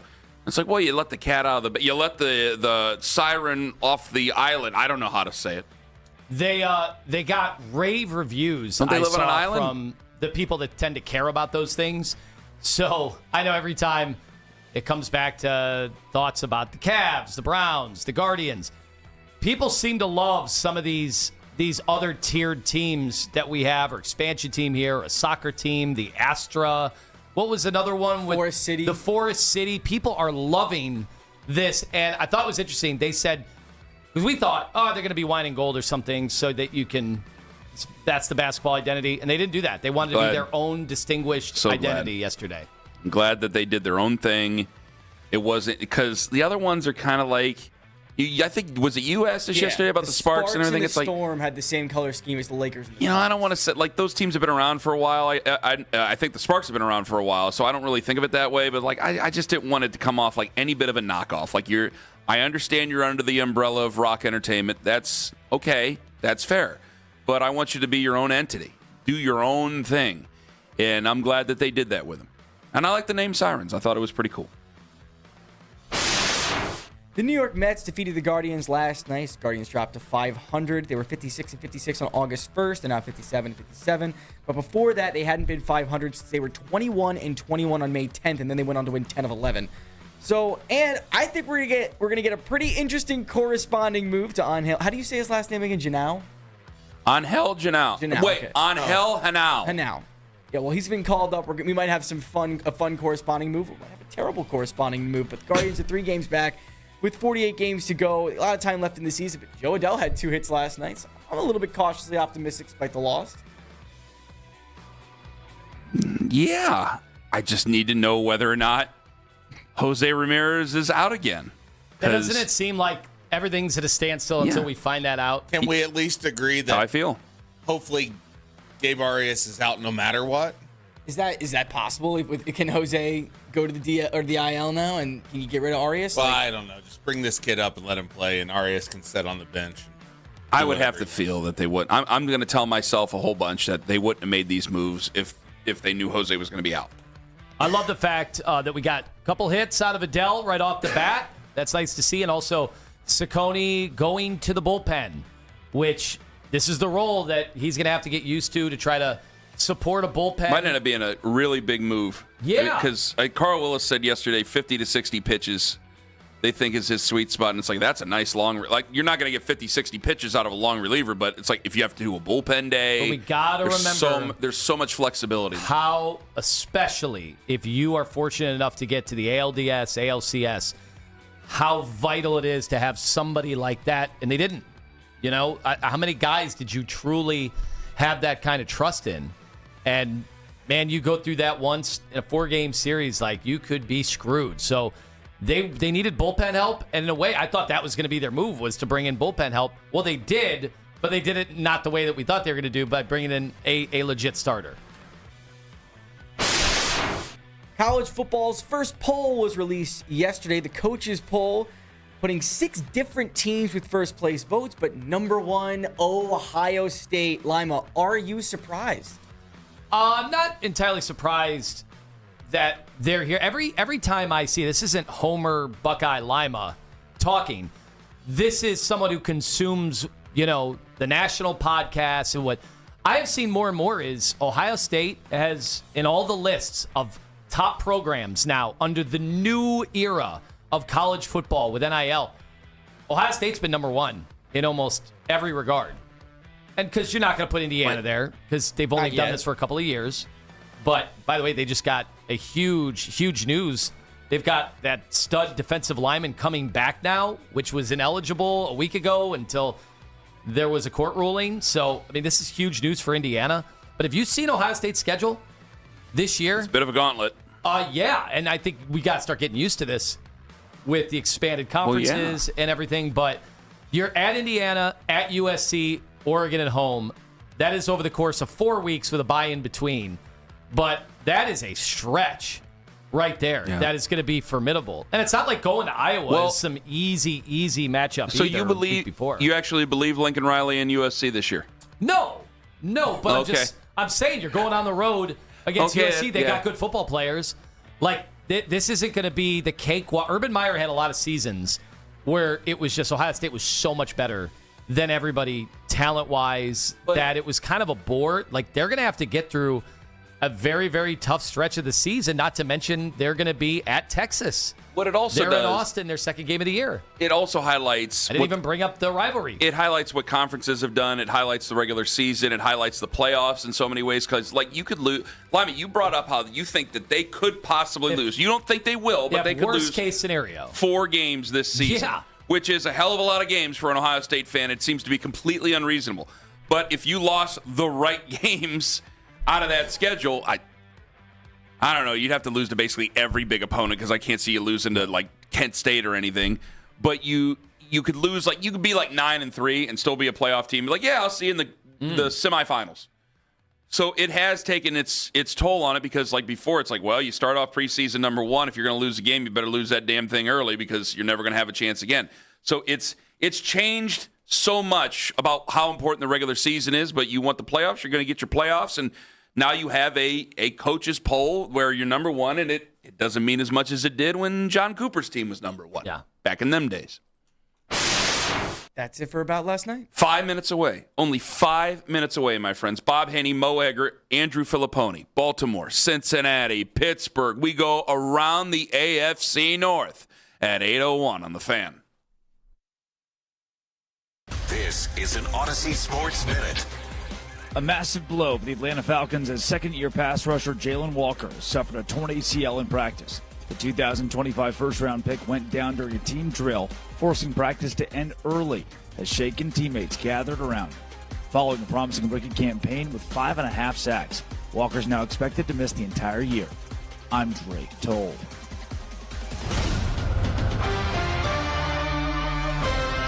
This is the story of the one. As a maintenance engineer at a beverage manufacturing plant, he starts his day knowing every line is ready to run, because Grainger delivers the industrial-grade products he needs to keep mixers, conveyors, and packaging equipment moving.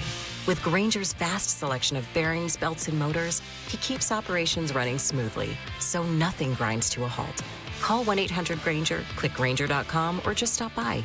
Grainger, for the ones who get it done.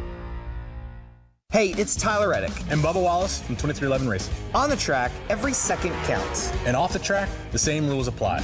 Just fewer pit stops. That's why we're spinning into Chumba Casino. From social live casino to slot masters, the action's fast, fun, and totally free. Rack up points, climb the leaderboard, and take home bragging rights. Play anytime, anywhere. No downloads needed. Join the race at ChumbaCasino.com. Let's Chumba. Sponsored by VGW Group. No purchase necessary. See terms at ChumbaCasino.com. Must be over 21, present in the state where it's legal to play. At Uline, the prevailing opinion is, if you don't live it, you don't believe it. The people at Uline believe in hard work, and they live it by being there 24/7 to answer your call, having 41,000 items in stock, and offering same-day shipping from 12 locations across North America. Business owners, sellers, buyers, shippers, and packers believe it. Uline is the hard-working, dependable source for your shipping and industrial supplies. Visit uline.com. Hey, it's Brew. Between my radio show, filming content, editing videos, and trying to stay connected with family, reliable Wi-Fi isn't really optional anymore. I just need it to work. That's why I like that with Xfinity, you get the most reliable, fiber-powered Wi-Fi with the best equipment at one price for 5 years, guaranteed. No contracts or commitments. Plus, Xfinity makes getting connected simple with same-day Wi-Fi so you can get online in minutes. Restrictions apply. Not available in all areas. Use of fiber or coaxial cable. Learn more at xfinity.com/same-day Wi-Fi. Xfinity. Imagine that. One bite in, you'll be saying, that's hot as fire. Speedway's new Hot as Fire chicken sandwich turns up the temp. Eat the heat for $4.99 only at Speedway. Valid through 8/25/26. Participating stores. Exclude Speedy Cafe. See app for full terms. Hey, it's Nick Wilson. Let's talk about the roof on your home. A lot of you will need to replace your roof this summer. But be forewarned, there are roofing companies out there that skip over the most important part of the process, the attic ventilation. You see, if your attic doesn't have proper air circulation, it can cause problems such as mold and wood rot, leaks in the winter, not to mention higher AC bills in the summer. This is one of the reasons I recommend Victor's Home Solutions to my listeners. 866-VICTORS. That's 866-VICTORS. Their process begins with a free 21-point roof inspection that includes a thorough inspection of your attic. They know if the ventilation isn't right, the roof will be built on a shaky foundation. Every Victor's roof comes with a well-thought-out attic ventilation plan, and that's why they can offer a 50-year leak-free guarantee on every roof they install. Money-saving discounts and financing incentives are available. Call for your free 21-point roof inspection and estimate today, 866-VICTORS. That's 866-VICTORS, or book an appointment online at victors.com. Hey guys, it's Jonathan Peterlin from my friends over there at Bookman & Son Fine Jewelry. 8803 Brecksville Road is where you need to go. So I went so many years ago when I was getting not only the engagement ring that I got for my wife, but the wedding rings that she wears and the one I have on my finger right now as I'm talking to you guys. A pressure-free environment is what I want to tell you about the most, though. You walk in, there's sports on the TV, and Josh just makes you feel comfortable. He's not there to hound you. He's the very best when it comes to making it your decision and one you're going to love. Go check out my friend Josh Bookman at Bookman & Son, bookmanandson.com. Hey everybody, Anthony Lima for QC Kinetics. When your joints hurt every day and you've been told you need surgery, do your homework. Remember, once a joint is replaced, there's no going back. And before you schedule that surgery, consider getting a second opinion from QC Kinetics, whether you're dealing with pain from bone on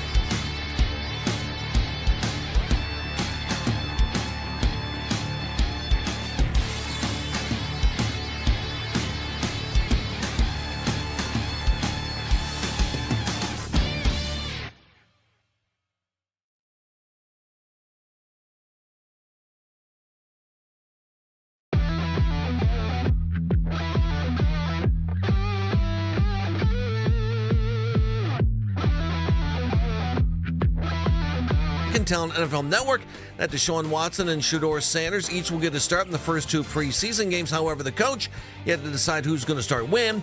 Browns begin the preseason at Chicago August 15th, and they'll follow that with a home game August 22nd against Buffalo. Listen to The Fan Rewind weeknights 11 to midnight. All the best segments from all our shows, and can always listen on the Odyssey app. Headline sports news every 20 minutes right here on 92.3 The Fan. From the University Hospital Sports Desk, I'm Jeff Thomas. All the hits, grunts, strains, and sprains. Training camp coverage like nobody else. The Afternoon Drive. Weekdays starting at 2. 92.3 The Fan. Oh, we got to round the AFC North. But first, Connie. It is a Connie. Enter the code BASEBALL, BASEBALL at 923thefan.com before 9 a.m. Your chance to win a 4-pack of tickets to 92.3 The Fan Night with the Lake Erie Crushers. That's Friday, coming up in a few days at Forefront Field in Akron.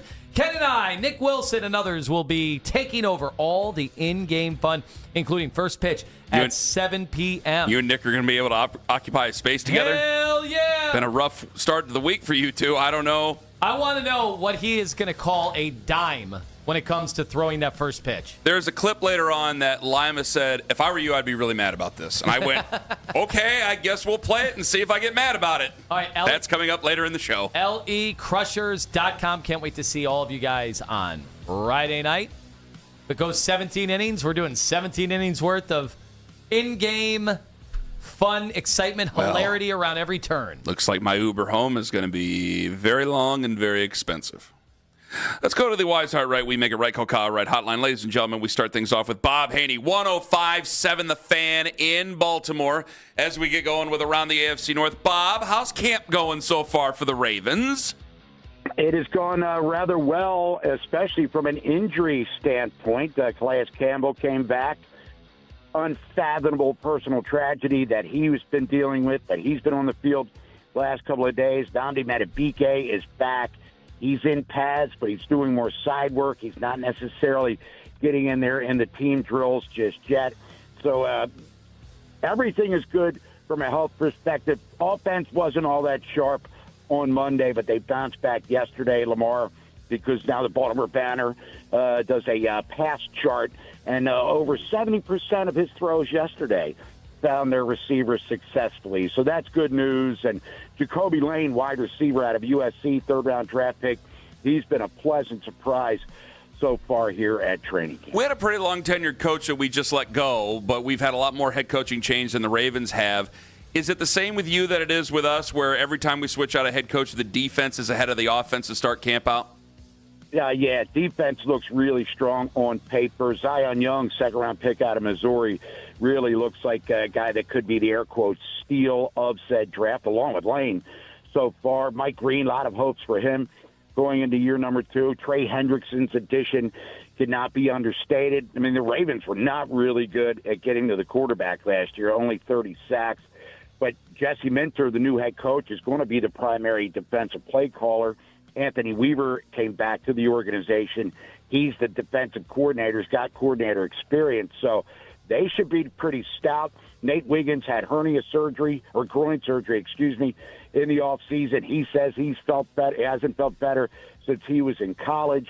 So health-wise, they're doing well, and they are ahead of the offense right now because the Ravens still need to figure out who the starting center is.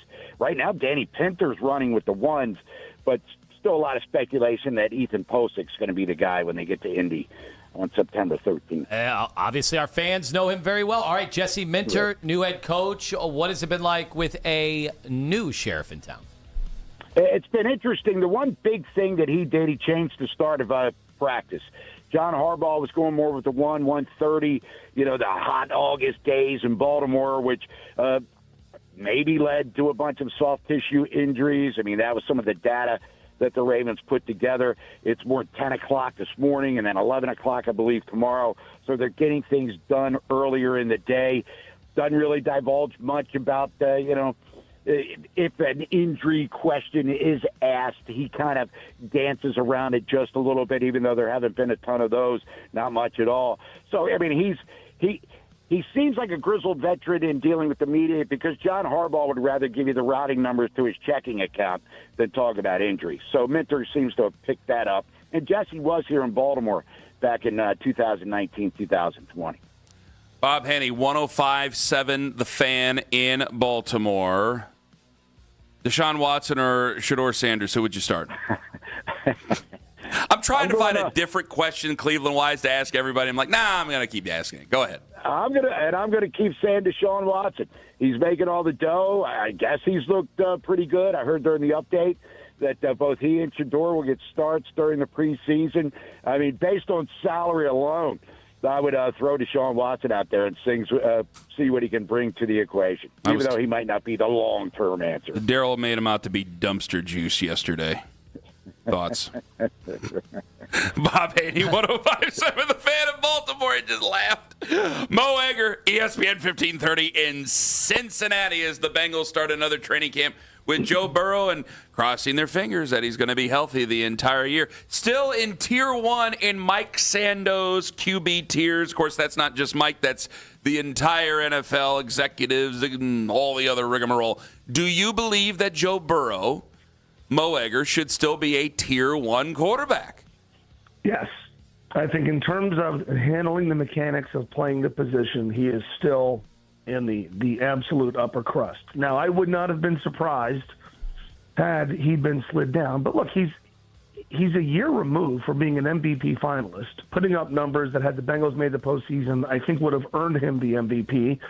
And when he played last year, he had probably 2 clunkers, but in the 8 games that he played last year, the Bengals went 5-3, and the numbers he put up were commensurate with the numbers that he has put up, over the course of his career. So, yeah, I think he's absolutely a Tier 1 guy.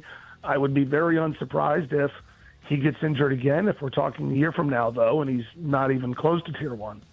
Well, that's the question. How does he stay healthy? Because it can't always just be on the offensive line. Like, you see guys, as they get later in their careers, Tom Brady figured out when to throw the ball away, when to just eat a series of downs and punt to the other team. Is that something that is being reinforced? Do you think he's learning from his prior mistakes? It's definitely being reinforced. We'll see if he learns, But, yeah, we've talked a lot here about Joe playing less hero ball than we've seen him. Because I think if you look at the injuries he has suffered, they've been fluky things like, a calf injury while he was, jogging during practice. But they've been injuries caused by poor pass protection. That said, if you've watched Joe, you have seen instances where you're like, dude, throw the ball away, run out of bounds, slide, put yourself out of harm's way. And so, yeah, I certainly believe that he has a role in lessening the risk that he incurs, of lessening the possibility of him suffering an injury. I've read nothing about how dominant Dexter Lawrence has been in camp. Will he make that big of a difference in this defense in 2026? Well, the guy that I've watched in 5 training camp practices will. Now, the caveat is this. When the Bengals are doing drills, they're blocking him one-on-one. NFL teams are not going to block him one-on-one. Now, that's obviously why they got him, because if you have to put 2 blockers on Dexter Lawrence, that's going to free somebody else up. But, yeah, I mean, if he's the player he was in New York in 2023 and 2024, you're talking about a dominant, defensive tackle. And I think they feel confident with the pieces they have around him, Boye Mafe, Miles Murphy, who played really well at the end of last season, Cassius Howell, who they drafted in round 2 this year.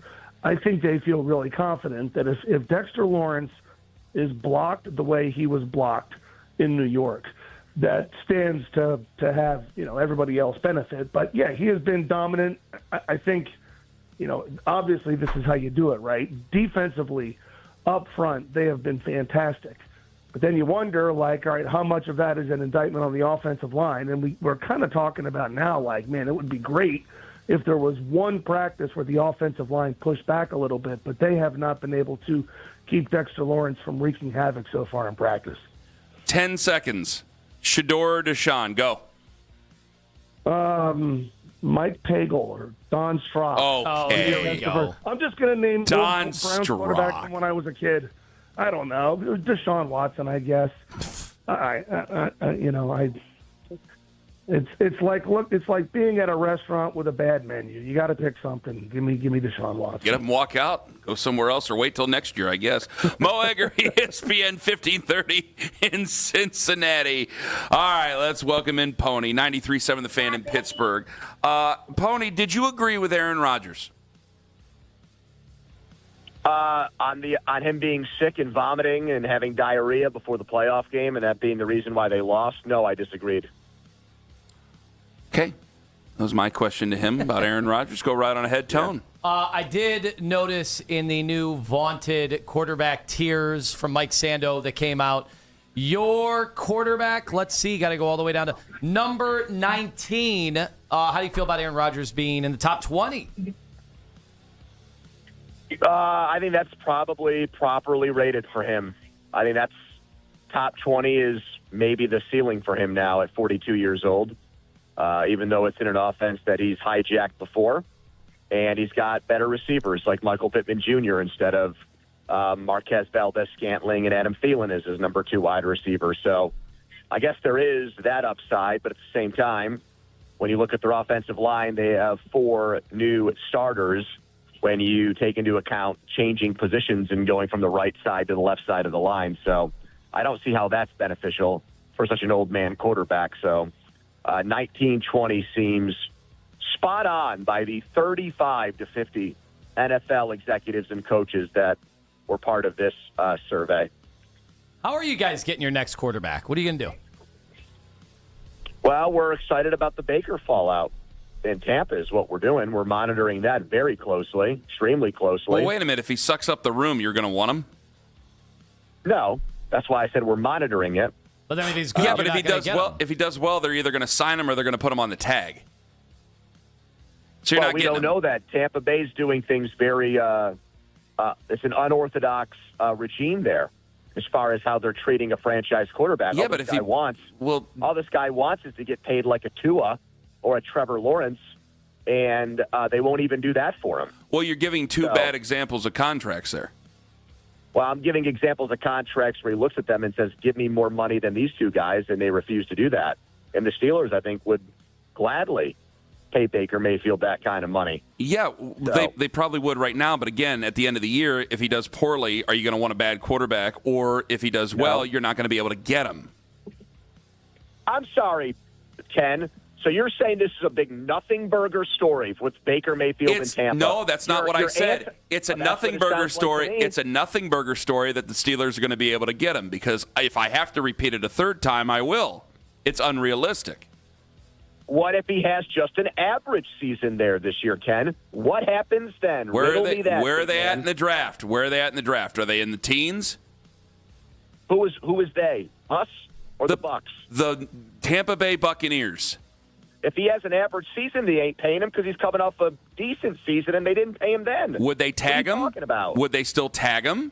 Because if they're not in a position to draft one of the best quarterbacks, they may very well tag him. If you're just saying he has an average season, quarterbacks don't just fall off of trees. We sure as hell know that around these parts. Well, they must think so because they went from Tom Brady to Baker Mayfield. So in a way, they did fall off trees for the Buccaneers.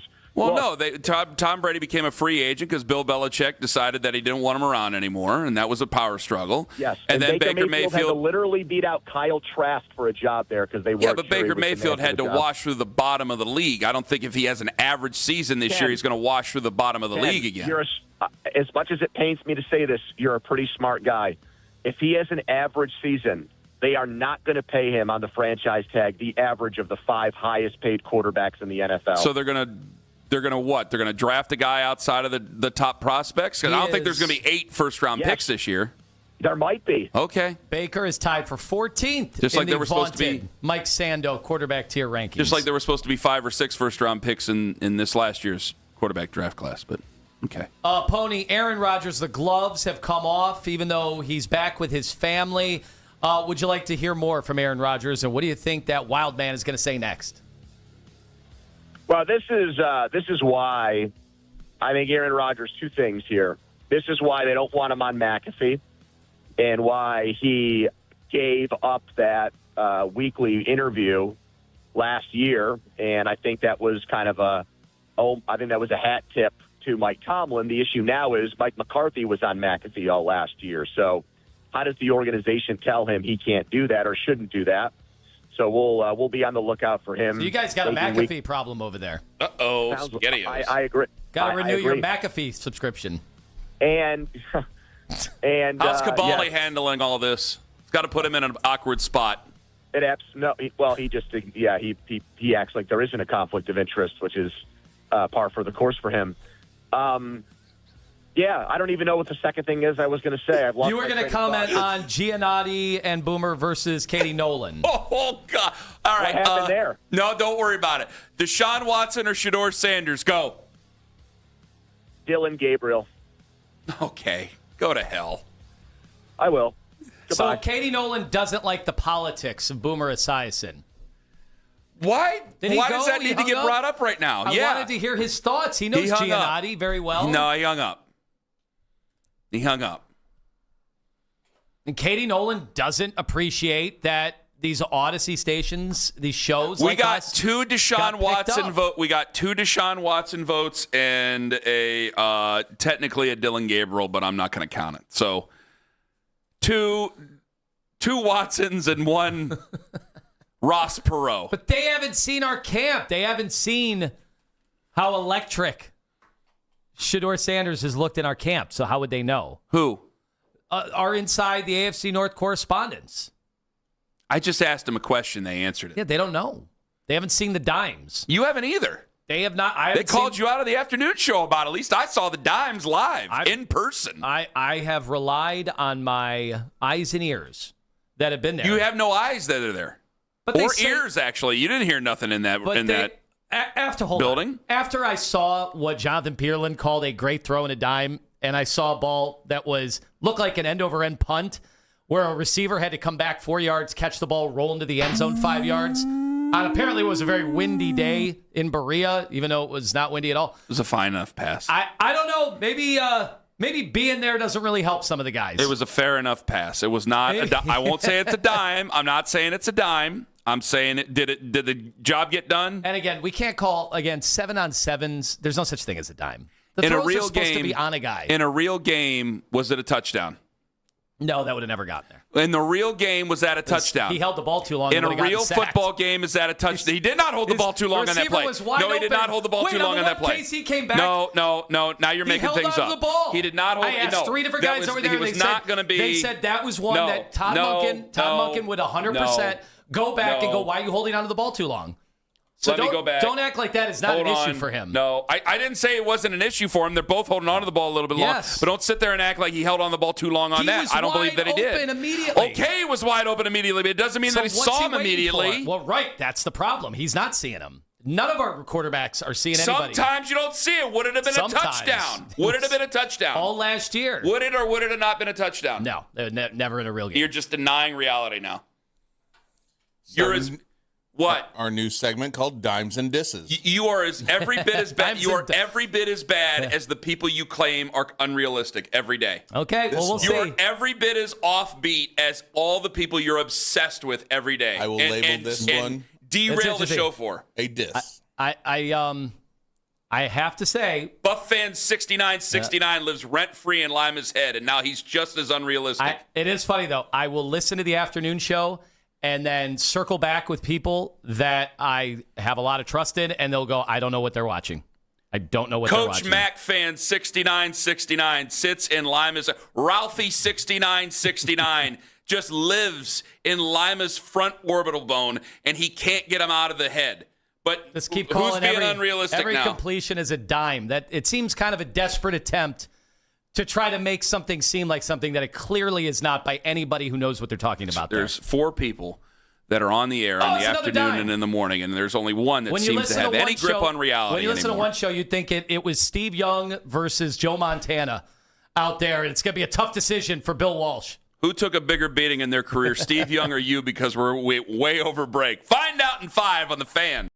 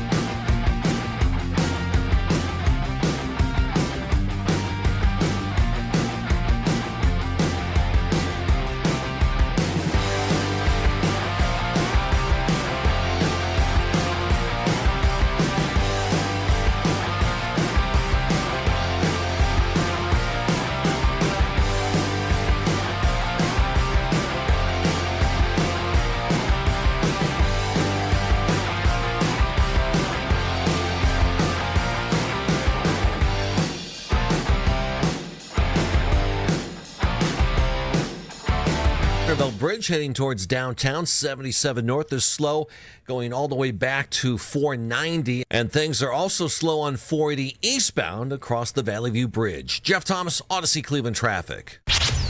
Can the Guardians three-peat as Central Division champs? Talk about the Guardians anytime you want. We are Sports Radio 92.3 The Fan.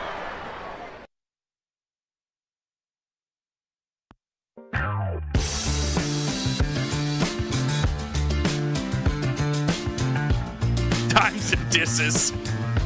What was the one? I like it, Owen. I think we kind of need to do it. What was the one for Zach? Zach Jackson was talking about how bad the throws were. Zach's one of the most mean-spirited people I've ever been around, and if Zach calls a throw a dime, it's a dime. I'm going to tell you that right now. What I was saying is I don't think we should call 7-on-7 throws where there's really no pass rush a dime, because that should be expected. Zach's own son could play quarterback, and he'd be nasty to him. That's true. You know what we should call this? What? Our training camp coverage. Training camp coverage powered by Expert Renovations and Consumer Tire. 92.3 The Fan. We just fight each other on what's a dime, what's not a dime. There does have to be some sort of medium ground from, hey, that was an awesome throw, to it was a terrible throw. Because right now we're just calling everything a dime if they're completed, because we're so not used to completed passes for Brown. I saw I've seen a bunch of mossings. That's not a dime. I saw if one. Our receiver makes a Herculean effort to go catch a ball, that disqualify. We all agreement on this, right? I agree with you. And then people say, well, no, they put it only where the receiver would get, and that's not what we're talking about. That's not what you're talking. I can't believe I'm agreeing with you, but I am with you. Tylan Wallace made a great catch the other day. That if you wanted to say it was a mossing, it was not a dime. Right. It disqualifies it from being considered it was a guy dime. who made a great catch on a ball, but you know and everything happening. was completed. What's the pass happening, to Gage Larvidan, the pass after, I liked it. That was a dime. I liked it. But what I'm saying is that people are so dug in right now that they feel like they have to call things dimes so that they can say, that was a dime. That was a dime. That guy's straight out dealing. That's a dime.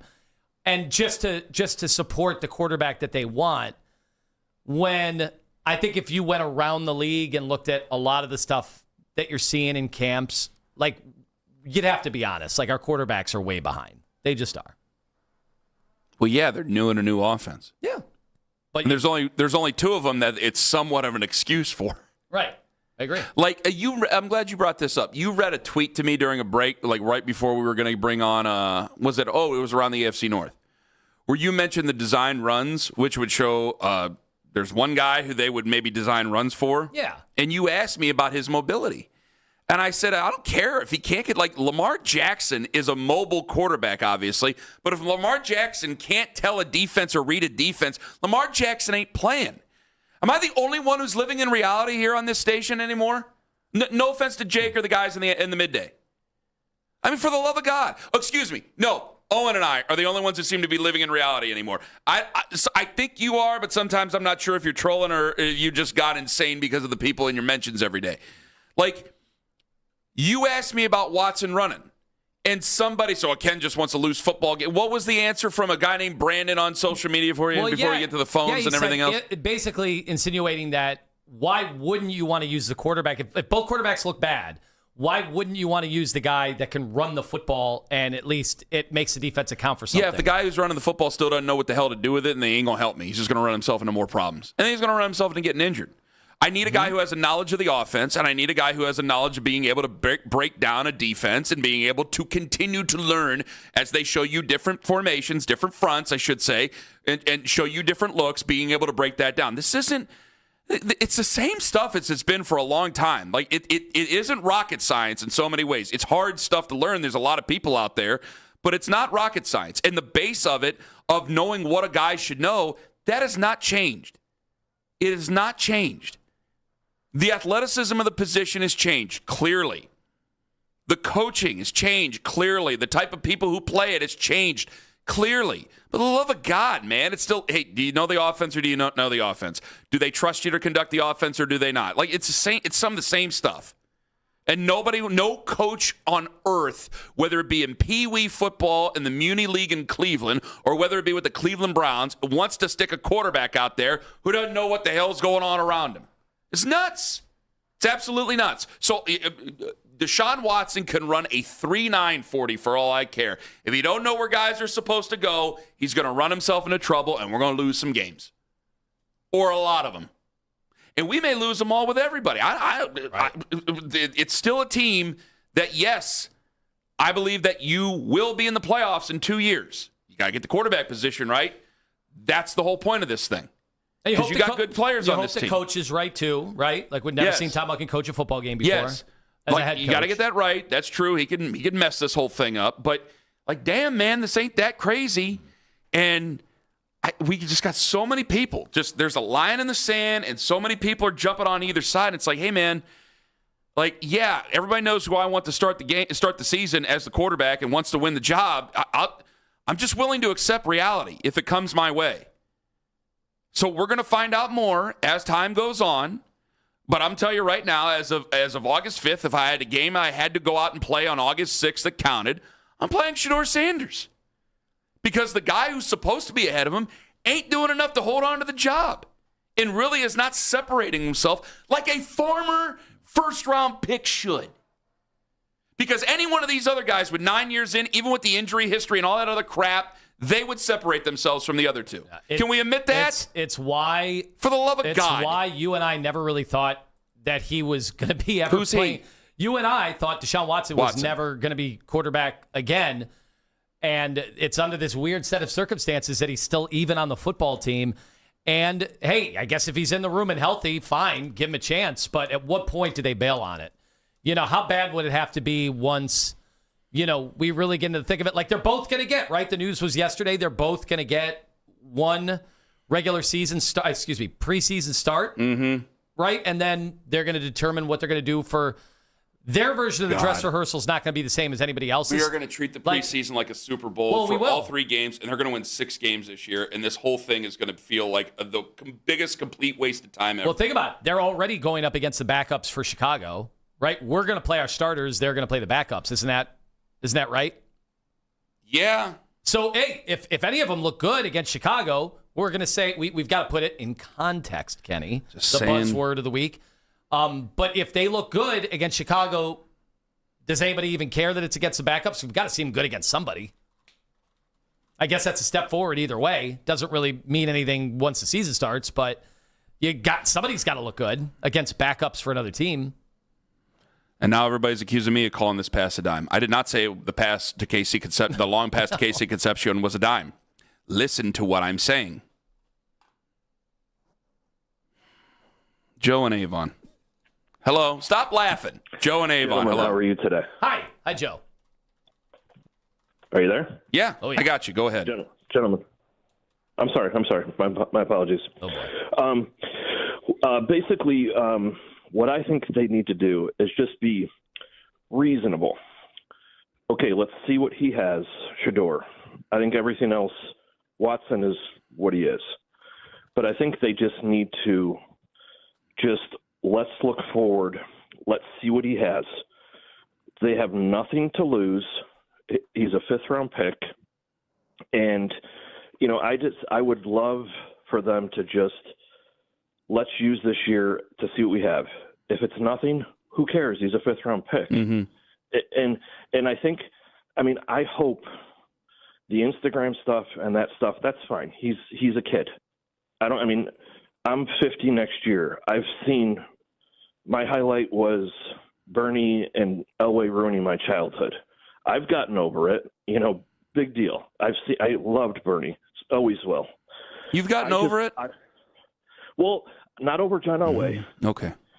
I have no use for him and his horse teeth. But I have a child now. I see Tony out at Target. We're Italians. We're good men. Wow. But my point is let's let it play out. Yeah, I would love to. I don't care about the outside noise, and everything you said is very reasonable. Who cares about it's just like it's just like in general. Yeah. Why listen to the noise about anything? I want what's best for the Browns.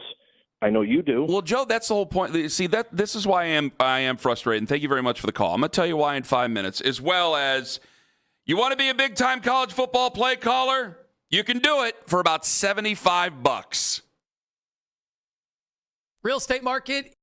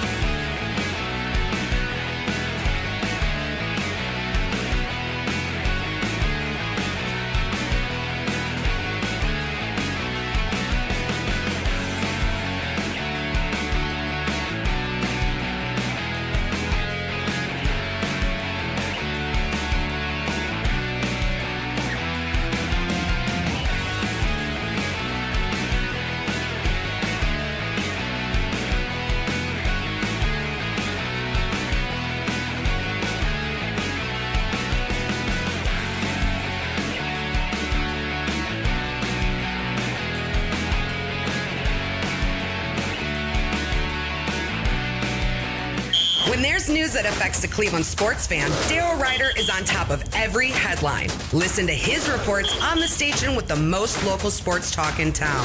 92.3 The Fan, powered by Scheiben Jewelers, Cleveland's premier jewelry store. Get your routine right during training camp. Listen to the pressers and hear from the players while you work. Baskin and Phelps. Weekday mornings starting at 10. 92.3 The Fan.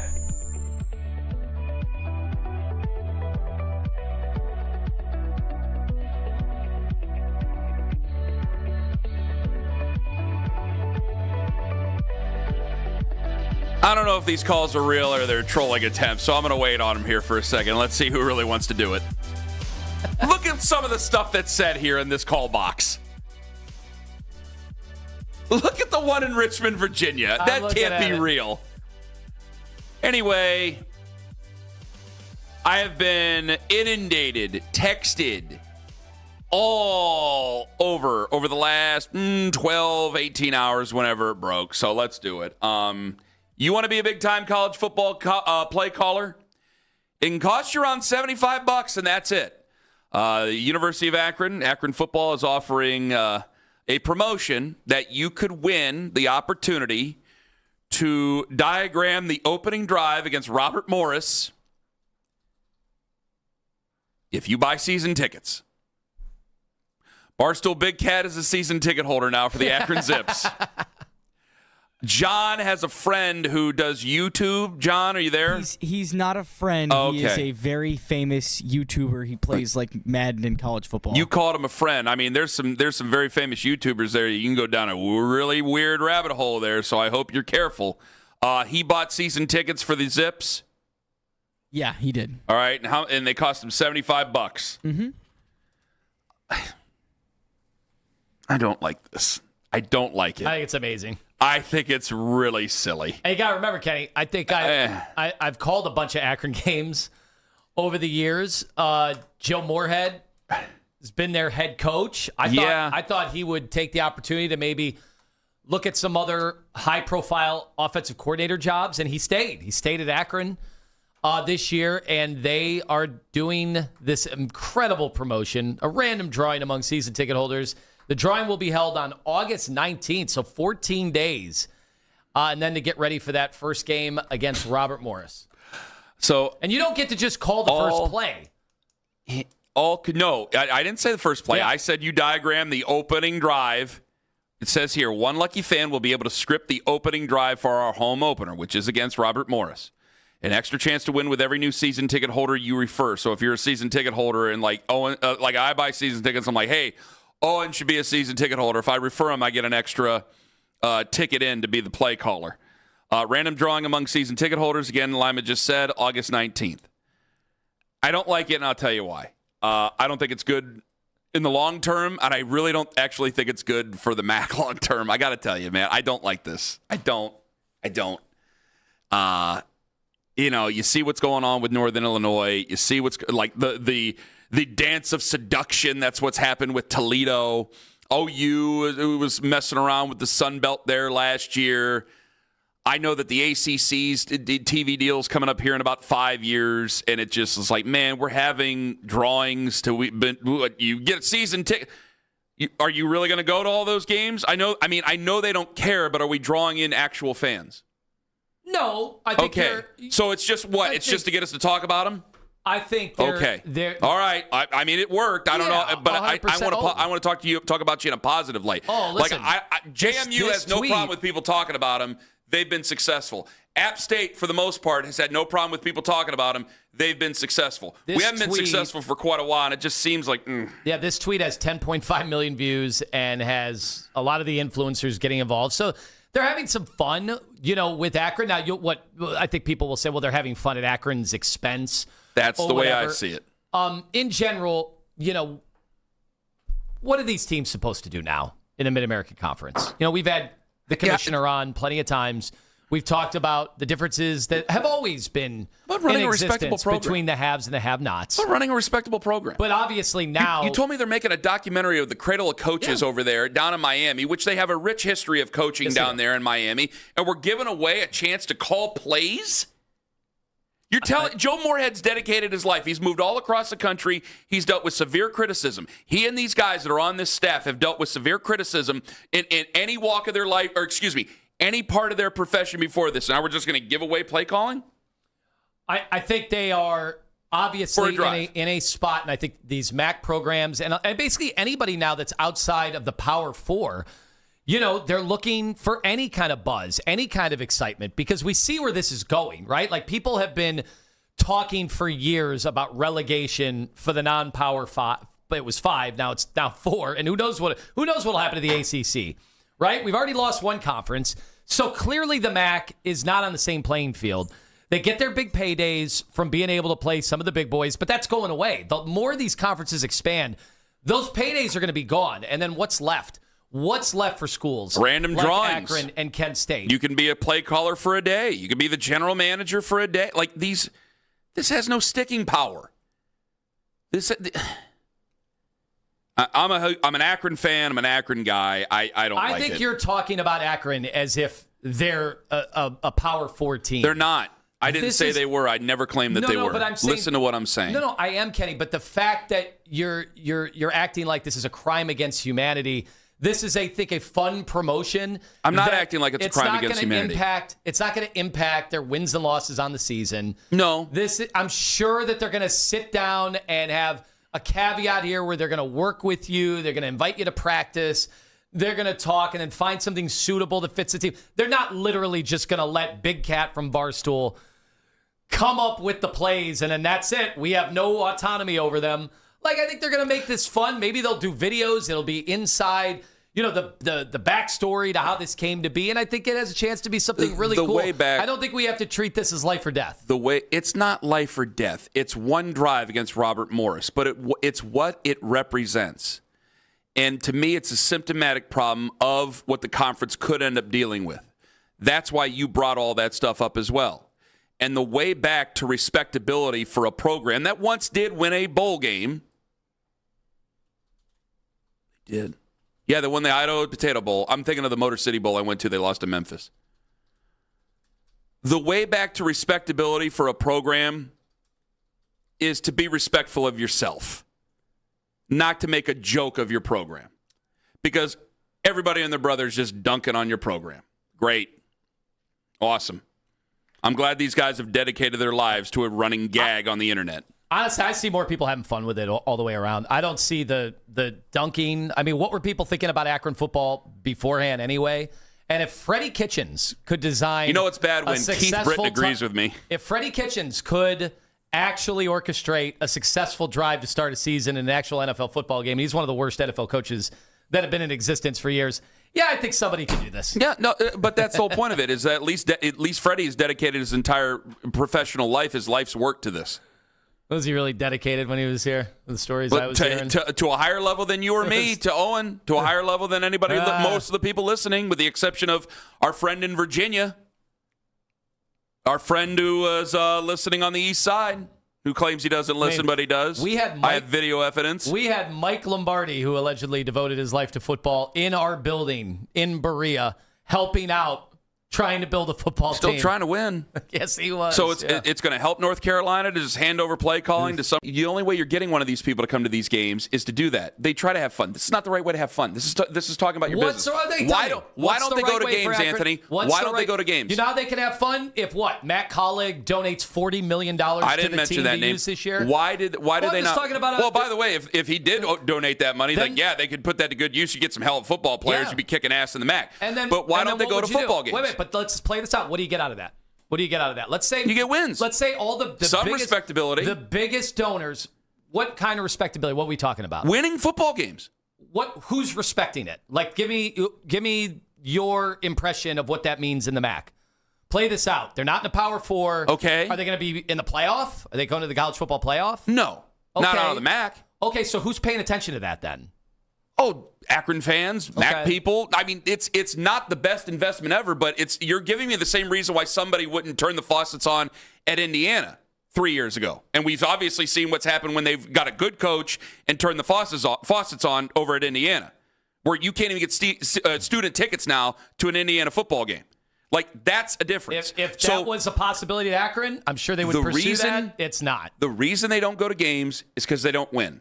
And having this hokey contest isn't a way to get people in the building. There's some teams that play winning football in the MAC. All right, nobody goes to their games. That's great. So people dedicate their lives to this because I'm at these games. Congratulations. And I can hear the rattling of the bleachers for even a Buffalo team when they're a winning team, and nobody goes. All you're doing is dumbing down your own life's work. Think you have to admit, call these games and you want people to take you seriously, and you're making jokes out of this? I think you have to admit where, and this isn't just a MAC thing, where all the non-Power 4 conferences are, we've got to start talking about them differently. This isn't the same. It's just not. And I think people are starting to take notice of that. This is a short-sighted, silly ploy that will involve will eventually do nothing. What do you think the MAC is in 5 years? Probably non-existent. Okay, but so then what's the harm here? You're admitting it. You're admitting that it's over for the conference. Putting it on a fast track to its own death is not the answer to fixing any of it or helping it live, Tone. So what's the answer?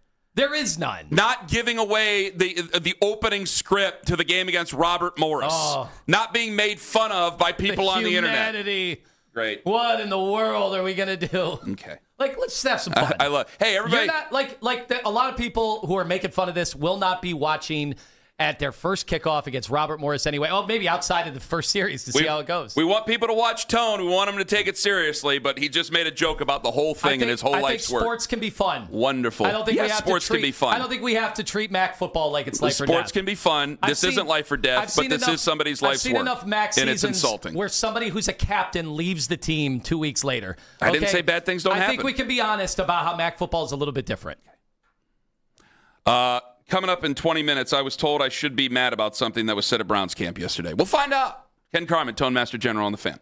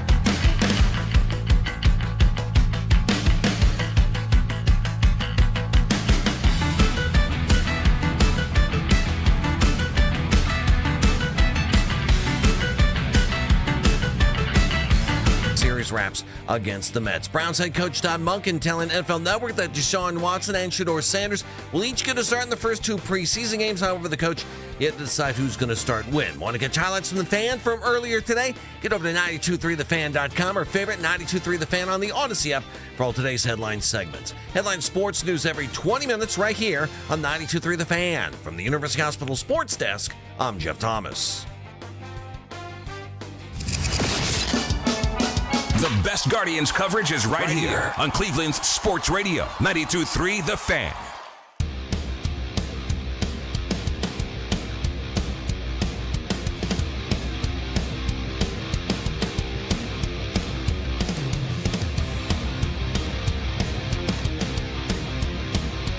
We go to the Lake Erie Crushers on Saturday. Friday, oh my gosh. I cannot wait. Now I'm having a fight about what pass got KC Conception hurt. Do you think they'll let you call pitches? Yeah, will you be able to go out there? No. Like everybody tell the dreams catcher about it. what signals to put out. Can't just bunt every at bat. All right, here's the other thing. Did they have to use Moorhead's expansive, lengthy playbook? Does it have to be in there? Like, he kind of... I mean, I would imagine it's got to have some sort of verbiage that they're used to, right? And then will Moorhead be like, okay, you can't do this after that because you're not setting up anything or this progression doesn't work out? Or are they just like, here's the playbook, go ahead? Yeah.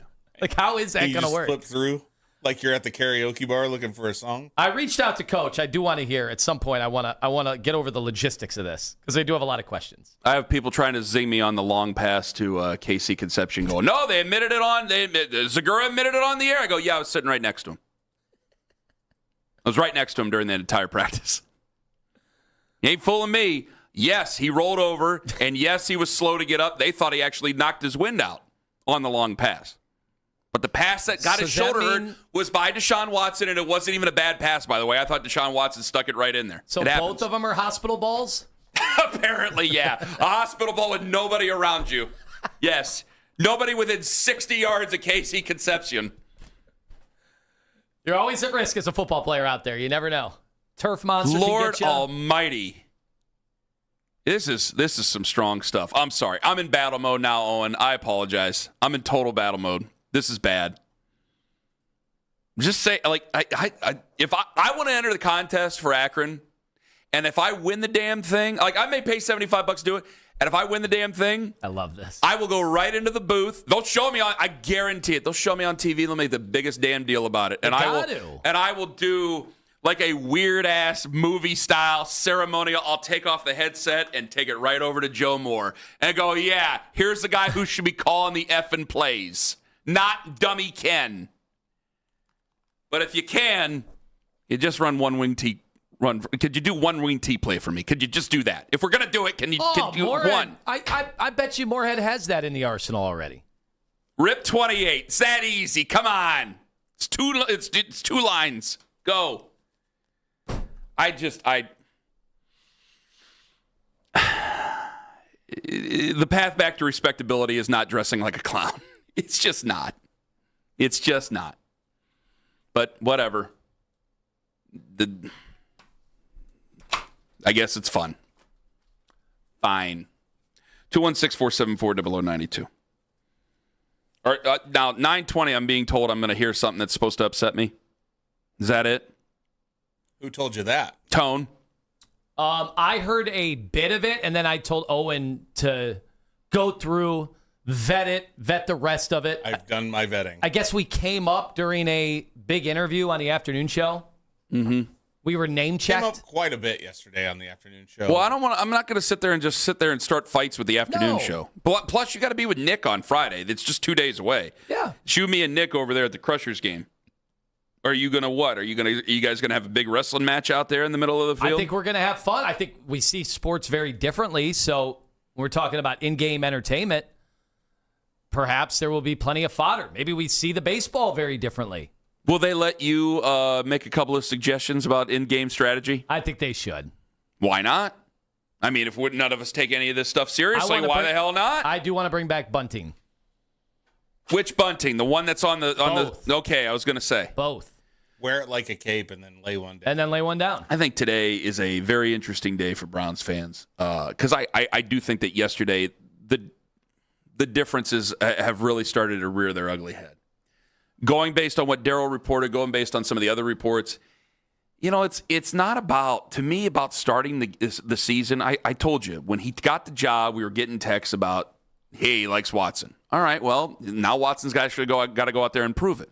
And the issue with this is that, okay, even if Watson had the leg up, if you're not doing what you're supposed to do, it's not just about Shedeur doing better. That's great. But it's also about Watson doing worse.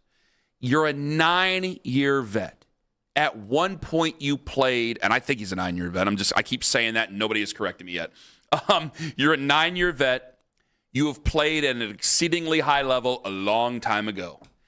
It should still be here. You notice that about quarterbacks, Tone, and I'm pointing to my head for anybody who's not watching on YouTube. It should still be upstairs. Because you remember Tom Brady said one of the toughest things about thinking about retiring is that it's there. It's in your head. You finally have it figured out. You're figuring it out. You have a much better grip on things because experience is supposed to give you a better grip. And we're hearing about, he doesn't really know where guys are going. He's not really getting rid of the football. He really doesn't know exactly what's going on. I would expect to hear that out of the other two quarterbacks. I do not expect to hear that out of Deshaun Watson. So if your throws aren't great and you really can't conduct the offense, but you can run, okay, I don't need a running back as a quarterback. I need a quarterback as a quarterback. What exactly do you say you do here, sir? Because the other two, hey, I can work with them if I think that they're going to be a little bit better for us. Now, if they just end up being total slop, I guess if I'm trying to win a football game and it's my job that's on the line, my job is not on the line here. But if my job's on the line with Todd Monken, okay, the time may very well go to the vet. But if you can't conduct the offense as a vet, I'm way more disappointed than any of the other two guys, or three guys, I should say. If you want to throw Taylor Green in there, go right on ahead. I expect them to be a little lost. They were rookies last year. They had offensive line issues. They had trust issues. Your coach got fired. I'm new in here. I'm actually expecting Shedeur to kind of look around going, oh, wait, hold on. What are we doing? That should be expected. That's natural. But for Deshaun Watson, you're supposed to have seen all of it before.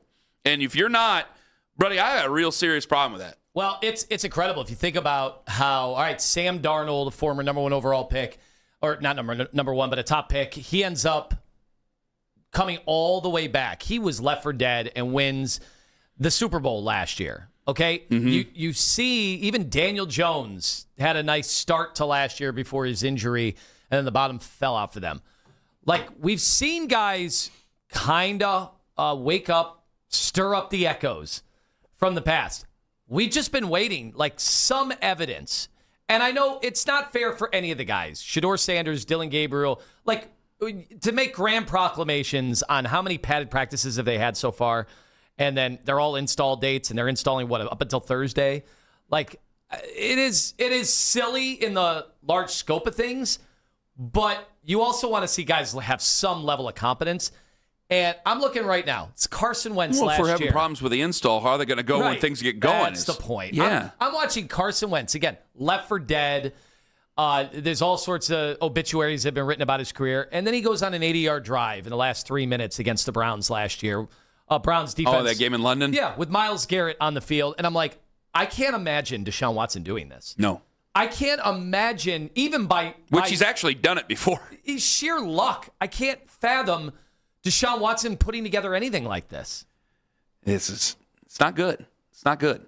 And so when I say what I'm saying here, I'm just trying to be as honest as possible. And I know it's not working out for a lot of people's what they want to do with their agendas, but it's hey, I want Shedeur to play. And we'll see if Shedeur gets the job, we'll see how he does. But I can't give up, just throw away any of my plans for the future here. 216-474-0092. Fred in Maple Heights, you're first up on the Fan. Hello, Fred. Hey, gentlemen. Hey, I didn't tell you that one time I got to coach and be GM for a day, did I?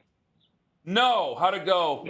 It never happened, man, because I'm a grown man, and I got better things to do. Oh, come on.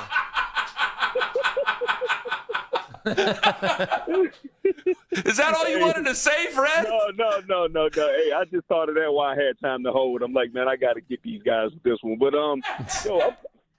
I'm calling in, man, because I'm a bit disappointed with the Cleveland media, man. Oh, God, what do we do now, Fred?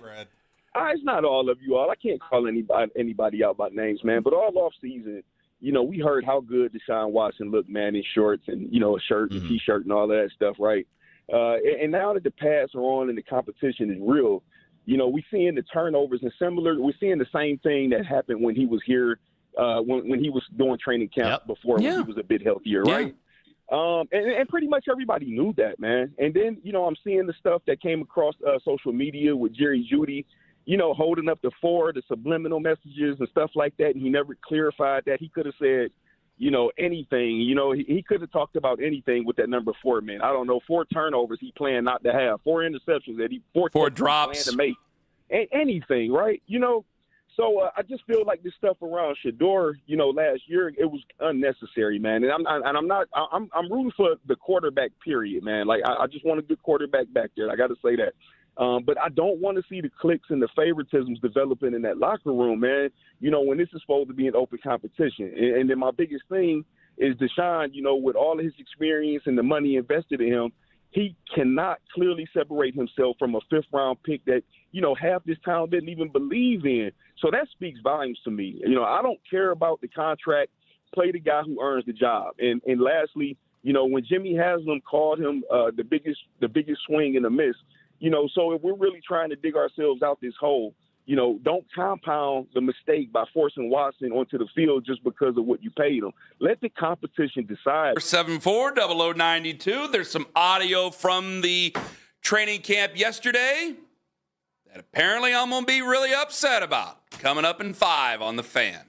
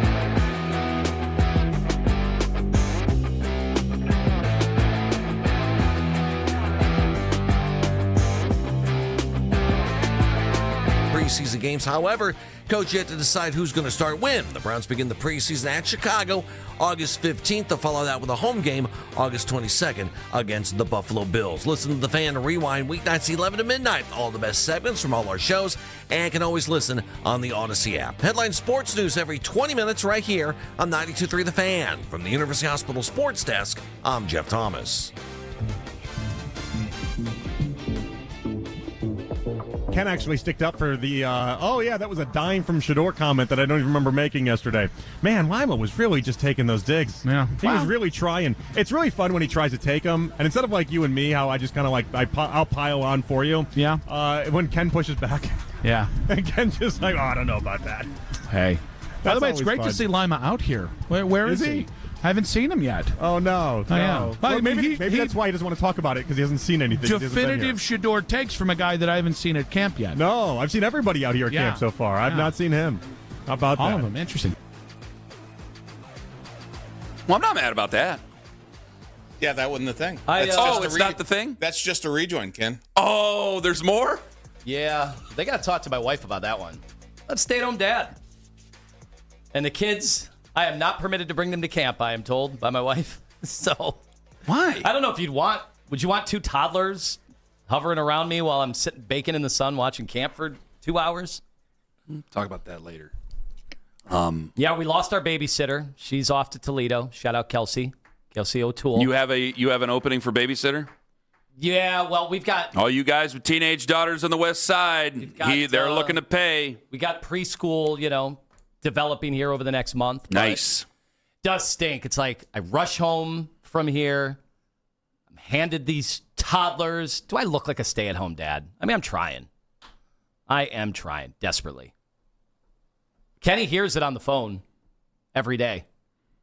Now I have to call and say, am I on speaker every time I call now? Because he lets me just drop all the F-bombs in front of the kids. Well, I feel bad, too, because and the wife. Ken or anybody I talked to on the phone for the last 4 years, and I discounted this. I feel bad because, Ken, you went through this. You just went through it years ago. And I'd be outside of the Monkey, and your kids would be screaming and yelling. And I'm like, can't you just pawn these kids off on someone else? And now the roles have reversed, and I can't because I'm the stay-at-home dad once I leave here. Liz reminded me of a very vicious argument we had one time where she said something very nasty to me because I was on the phone with you while the kids were very, very little. I cannot share that on the air, but it went to a very, very ugly place. Now that I see how Sarah reacts in the exact same set of circumstances, now I think I know how Liz was reacting. Liz and I don't fight much, but that was a bad day that day. It would be great if you could find somebody to watch them. You could get out to camp. Probably go set in with Nick and Jonathan. And then go see the worst quarterback room in the NFL, because apparently I'm really missing out. Damn. Well, you are missing out when they interview, the highest paid cornerback in the league, Denzel Ward. There you go. He was on the show yesterday with them. All right. They talked to him for like 12 minutes, man. They had a lot of good stuff with him. They also had this. Obviously, Denzel, there's been a lot of talk about it. I loved what Jimmy Haslam said the other day. Take the over from what Vegas is saying. How do you manage what the perception is outside of the building with what you guys are trying to build and what is now basically a new era of Browns football? Yeah, we just got to focus on everyone that's here and our goals and what we're looking to do. You can't focus too much on the outside pressure. I mean, it doesn't really do anything for you. So I would say just focus on what you got to focus on. It should be noticed that these two guys right here, we believe you're going to be better than everybody's saying. We think people are sleeping on you. Just remember, December, you guys are in a great spot. Nick and Jonathan. If you just want to shout that out in December, social media in front of a microphone. Like Nick and Jonathan always believe. Yeah. Nobody else would, but and those guys. If you specifically want to say like Lima and Ken didn't, would definitely appreciate that as well. I got you. Or just a who after Lima and Ken. Right. That works as well. No big deal. I bet Denzel's I'm not mad about that. Why am I mad Denzel's about having fun with it. Well, there's a few things there. There's absolutely a few things. Now, we don't get that much valuable time with some of the great players in Cleveland sports history, and Denzel he's definitely on there, right? He is. Yeah, especially now that he's got the extension. Oh, for sure. What I'm saying is we don't mention. We've been out to dinner with Joe Thomas a bunch of times. Yeah. Okay. But He is a legend. But they're not exactly volunteering a lot of these guys up on the radio for us. And How many Jose Ramirez interviews have we got? How many Cleveland Browns legends since this show has been on the air have there really been? Yeah. like legendary Cleveland Browns. There's been Joe. Mm-hmm. There's been Joel. Yeah. Miles. And we've had Miles. Yeah. Mm-hmm. Their offensive linemen. There's Miles. There's Denzel. There's Nick Chubb, right? That are going to be in the Browns legends one day. Do we have a Nick on? We had Miles on a couple times. Nick Chubb had a promotion. I think that's why he we came had Nick on to promote an event he was doing. Has Denzel been on?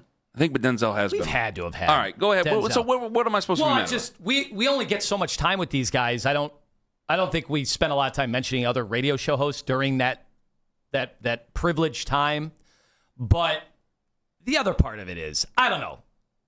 I didn't get into this business to kiss ass to that level. Oh boy. And that is like all-time kiss ass. Like, remember who's hyping you up in camp? It's like, yeah, you guys do it every year. So it doesn't mean anything if that's what you do every year because you have the feel-goods of being out at camp, which I remember when I had the weekend show, I was out at camp interviewing Alex Shiner and whoever they would throw in front of me. And that was when I was early in my career, and I was wanting to say good things. And because it was the first time I had really gotten a chance to do it. I'd covered camp with the Jets when they were coming off the AFC Championship game, so that was a really good team. But I remember when I was just doing the weekend shows, I was like wanted to be Johnny Feelgood, but like when you're hosting an everyday show, the fans want you to be real. And I think kissing ass to Denzel Ward to that level, and he had fun with it, which is good. But like that's not why I got into the business. Other people might have. I see a lot of. Just remember, December, you guys are in a great spot.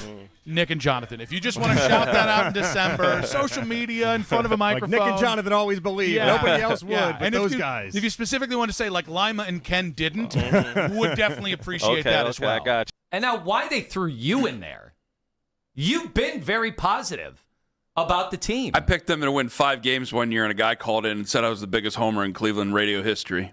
And then they won no games that year.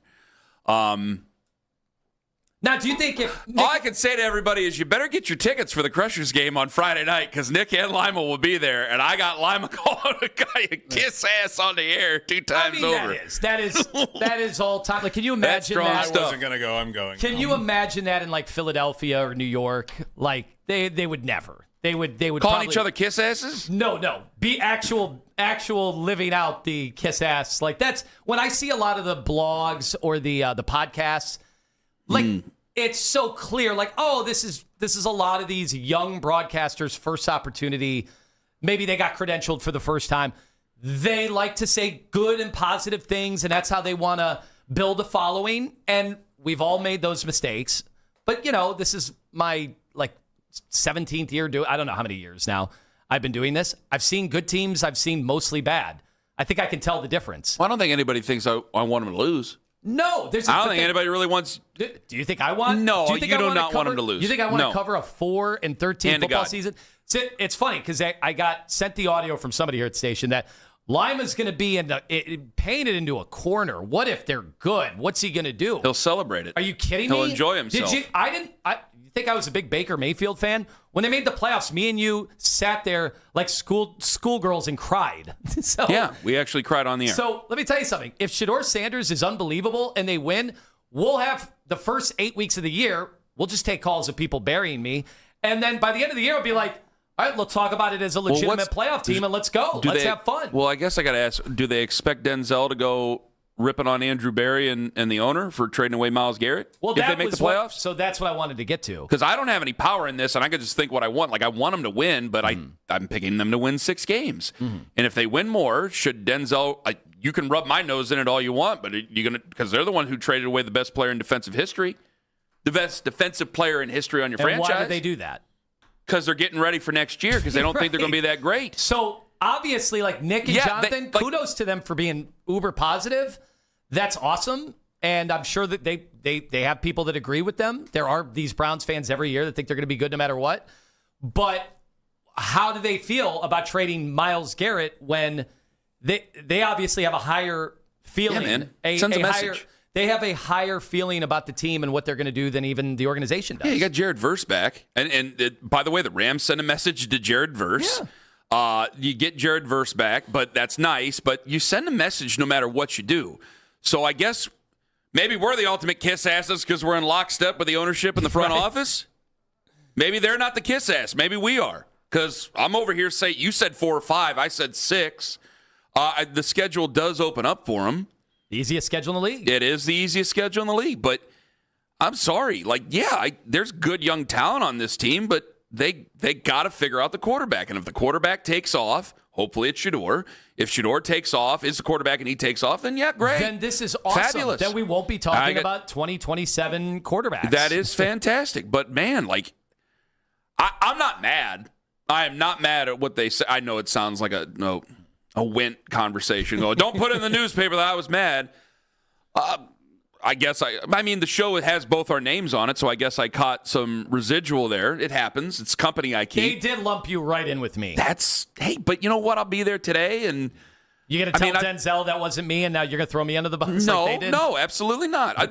Remember, we had a very, I've told this story, I know, a couple of times. I'll tell it again. We had a very tough Browns linebacker who did not mess with anybody and did not suffer fools, who thought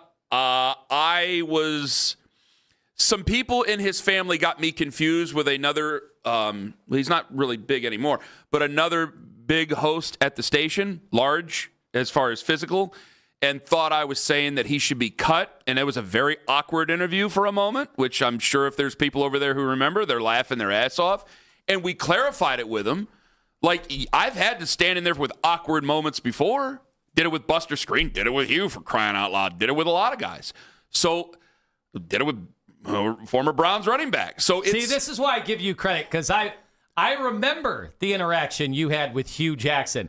Very different from what I just heard in that clip that you played from the afternoon boys. Which is odd. I know that. The guys I get along with, I really get along with them. And there's a number of players. And the guy who was the tough linebacker, after that moment, I got along with him very, very well. Mm-hmm. We had a good laugh over it, and I hope he's doing very well in his life afterwards. He did draw a pension from the league after this. But it's fine. Didn't you and I get 8 paragraphs from Jonathan that we misled the public about his prediction on the Browns? No, and now they're telling. And now, wait a second. Those same individuals are now telling other Browns players that we are burying the Browns and they're uber positive. Do I have to go back and read the paragraphs he sent because he was so mad? 6 wins. 6 wins. So, come on. I still say 6 wins. There we are. That's what I say. So I don't understand. Well, I guess I do understand it, but you guys want to have Denzel Ward and say nice things to Denzel Ward. He is the best player on the team now. Miles is gone, so Denzel would be the best player on the team. You would think that Jared Verse would be hopefully the second best player on the team after all this, and then we'll see maybe David Boston or Casey Concepcion or Quinshon Judkins or something like that as far as weapons are concerned. Spencer Fano, fine. 216-474-0092. I'm not mad, though. A little confused, but whatever. I hanging out with you every day. Yeah, my name's going to get lumped in with you a time or two. Like when you go rip it on quarterbacks and you know whose fan bases get worked up with you. How often do I get thrown in the same lot? Bunch of times. I think they think you're like a moving target. They think some days you say really good things. I think you just are being honest with what you have seen. Yeah. So some days are going to be up, some days are going to be down. Mm-hmm. But who do I want to start? You want Shedeur? Both of us Has do. that ever changed at all? No. Let me get to Lee in Richmond, Virginia. You're next. I like Ken, though, bro. That's why we like Ken. But it's just all about just not having that full stop support. Like Lee. That's the thing. Lee. Yeah. Lee, yes, I didn't even take your call yet. You were talking. He was already in his call. Damn. Because that's how passionate I feel about you, Mr. Carman. I think that you absolutely are a good host, and he is right. Sometimes you do move around as a moving target when it comes to these things. Mr. Lima, yes, I don't know what you. My thing is, what do you classify as a good quarterback, and what's the reason why you make the public feel, and all of not just Shedeur fans, but different fans all over national syndicate, really, that we feel that it's some type of thing that you have with this guy where you just absolutely don't like him. You feel that he does not know what he's doing at all. When I have a lot of stats that I could give you in a second if you would love to hear them. I got them. By the way, wait a minute. Lee. First, thank you for the kind words. I do have to run. I do, and I'm not going to run anywhere. But I need to have this conversation. We took him right before the rain. No. Lee can get in tomorrow if he wants to share the stats. That's perfectly fine. Thank you for the call. Like you were. I should have answered. I should have took his call earlier. He would have got all that stuff in before. I think Shedeur seems like a great kid. I think he obviously has a fan base that yesterday I compared to Tebow Mania. I did. I can't, like, the things that his fan base sees are not the same things that I see or any of the reporters we've had on, or clearly any of the executives, coaches, personnel guys in the league, because we saw the Sando tears. Yeah. But that doesn't mean he can't get better. He can get better. He can get a lot better. I mean, he's starting from the bottom, 35th out of 35 quarterbacks. I would expect him to get better. The question is, how good can he get? What's the capacity? And will he have a long enough leash in Cleveland to get there? Because he wasn't a first-round pick. I just want to see him get the opportunity to be able to prove it, okay? That's all. And I understand that beating 35, beating number 31 isn't the biggest thing if we're just observing the league. But how do you eat a whale? One bite at a time. So you got to beat Deshaun Watson for the job first before you go and prove all these people wrong. Which, speaking of these people, hate Shedeur or love him, Cleveland is the best place for him. And if you don't believe me, take a look around the league and ask some of these executives, because they let you know what they thought yesterday. Ken Carman, Anthony Lima, and a watershed moment for the Guardians season coming up in 5 on The Fan.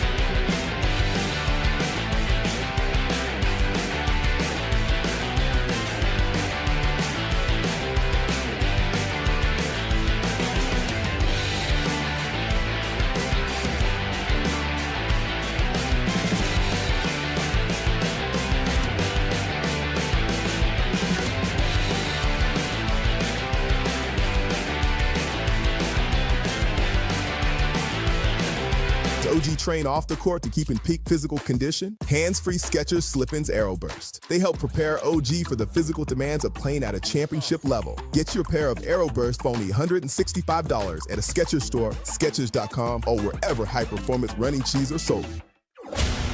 Talk sports deep into the Cleveland night. Overtime with Jake Volnick. Weeknights at 7. Sports Radio 92.3 The Fan.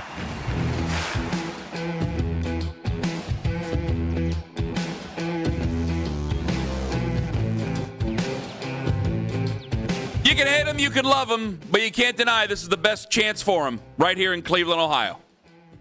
Sandoz QB tiers are out, and they are not nice to Shedeur Sanders.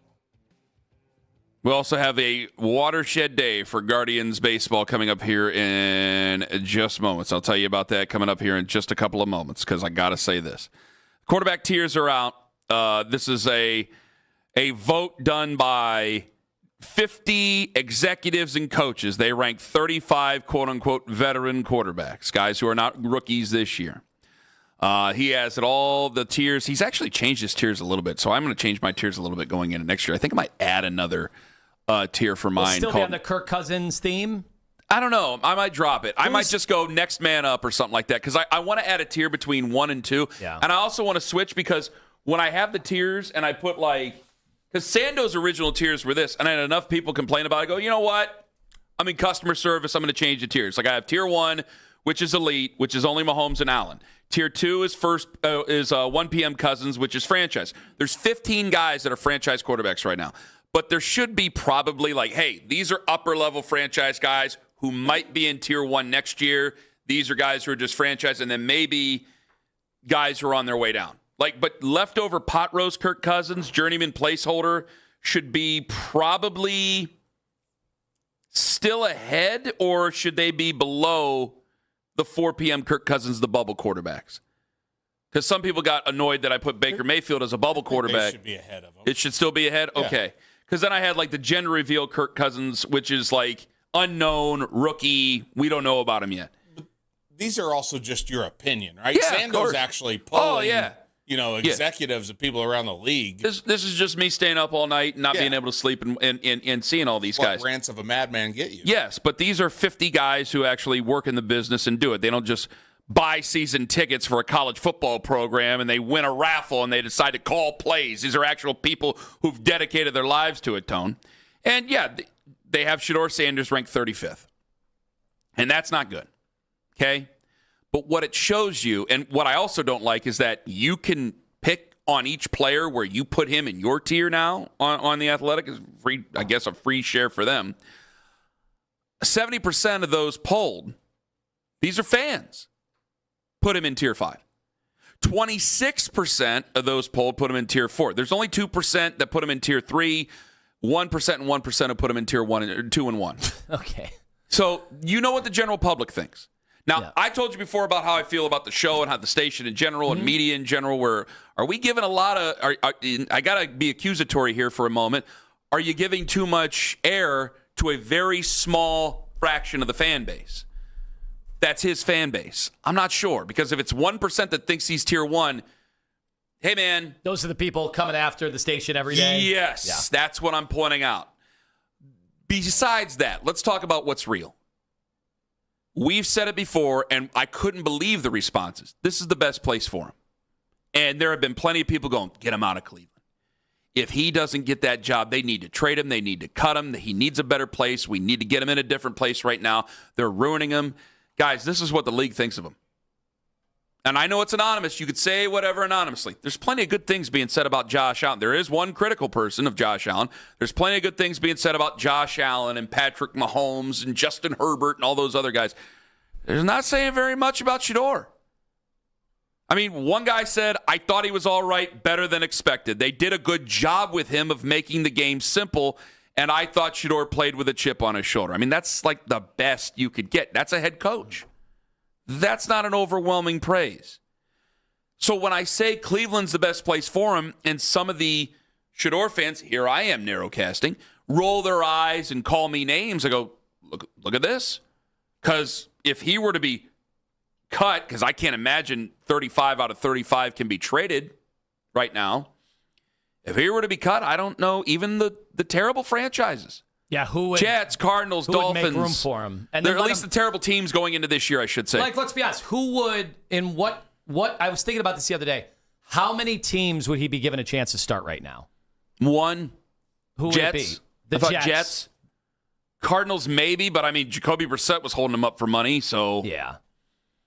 I think probably the Jets, and that's about it. I mean, if Jacoby Brissett was in our camp right now, would he win the quarterback competition? Yeah. I think so. Yeah. And where else? Like, okay, you might say Miami, but they paid Malik Willis. Yeah. So they would go with Malik Willis. I would. There's an investment there, regardless of what there isn't an investment in everything else around him. Because Jacoby Brissett has a knowledge of the offense. That's why he gets chances everywhere he goes, because he knows football. He knows how an offense works and knows how to read a defense. Here, just like Deshaun Watson was. Yeah. But he can actually, Jacoby Brissett can actually throw the football. You could turn right around and say, hey, Jacoby Brissett will start the season, but Shedeur better be ready to go. And that would make more sense than Deshaun Watson, who apparently doesn't know whether he's coming or going starting the season, than Shedeur Sanders. But this is you just led into the point I'm making, is that this is the best chance for him. You have a guy that, again, I don't know if it's real or not. I'm reading on Twitter, people are booing him yesterday at camp. You have a guy that fans don't want to see, that his best years are clearly behind him, that runs himself into fake sacks in practice ahead of him. This is your chance. Take it and do it in Cleveland. Because we know what the rest of the league thinks, and I just, if you were to get let go, if he were to get let go, like what some people wish would happen, whether they love him or hate him, I don't know if he's getting another crack at it. Today's a big day for Guardians fans. Did we find out yet about Angel Hano and who he might be replacing? Haven't heard anything. All right, so it's either Gabby Arias. He played 14 games down in Columbus at third base, so it could be Gabby Arias. He spent all year between Akron and Columbus. Or it could be the Icon. It could be our beloved. Man, I don't even want to think about it. I don't want to think about it either. So, smoke him if you got him, because it's I'm nervous right now, and I ain't nervous about the Cleveland Browns or the Cavs or the Sirens or the Monsters. I'm very nervous about the Guardians, because I was just really excited 24 hours ago, and now it's like, you guys don't say much over there at the corner of Carnegie in Ontario, and I don't know what you're about to tell me this afternoon. So keep an eye on things before they get set to throw the first pitch against the New York Mets tonight. Thanks to Coach Stump Mitchell. He was excellent. Thanks to everybody from around the AFC North. We're back tomorrow, 6 to 10. Mary Kay, 8:20. Have a wonderful day, my friends. Go Guardians.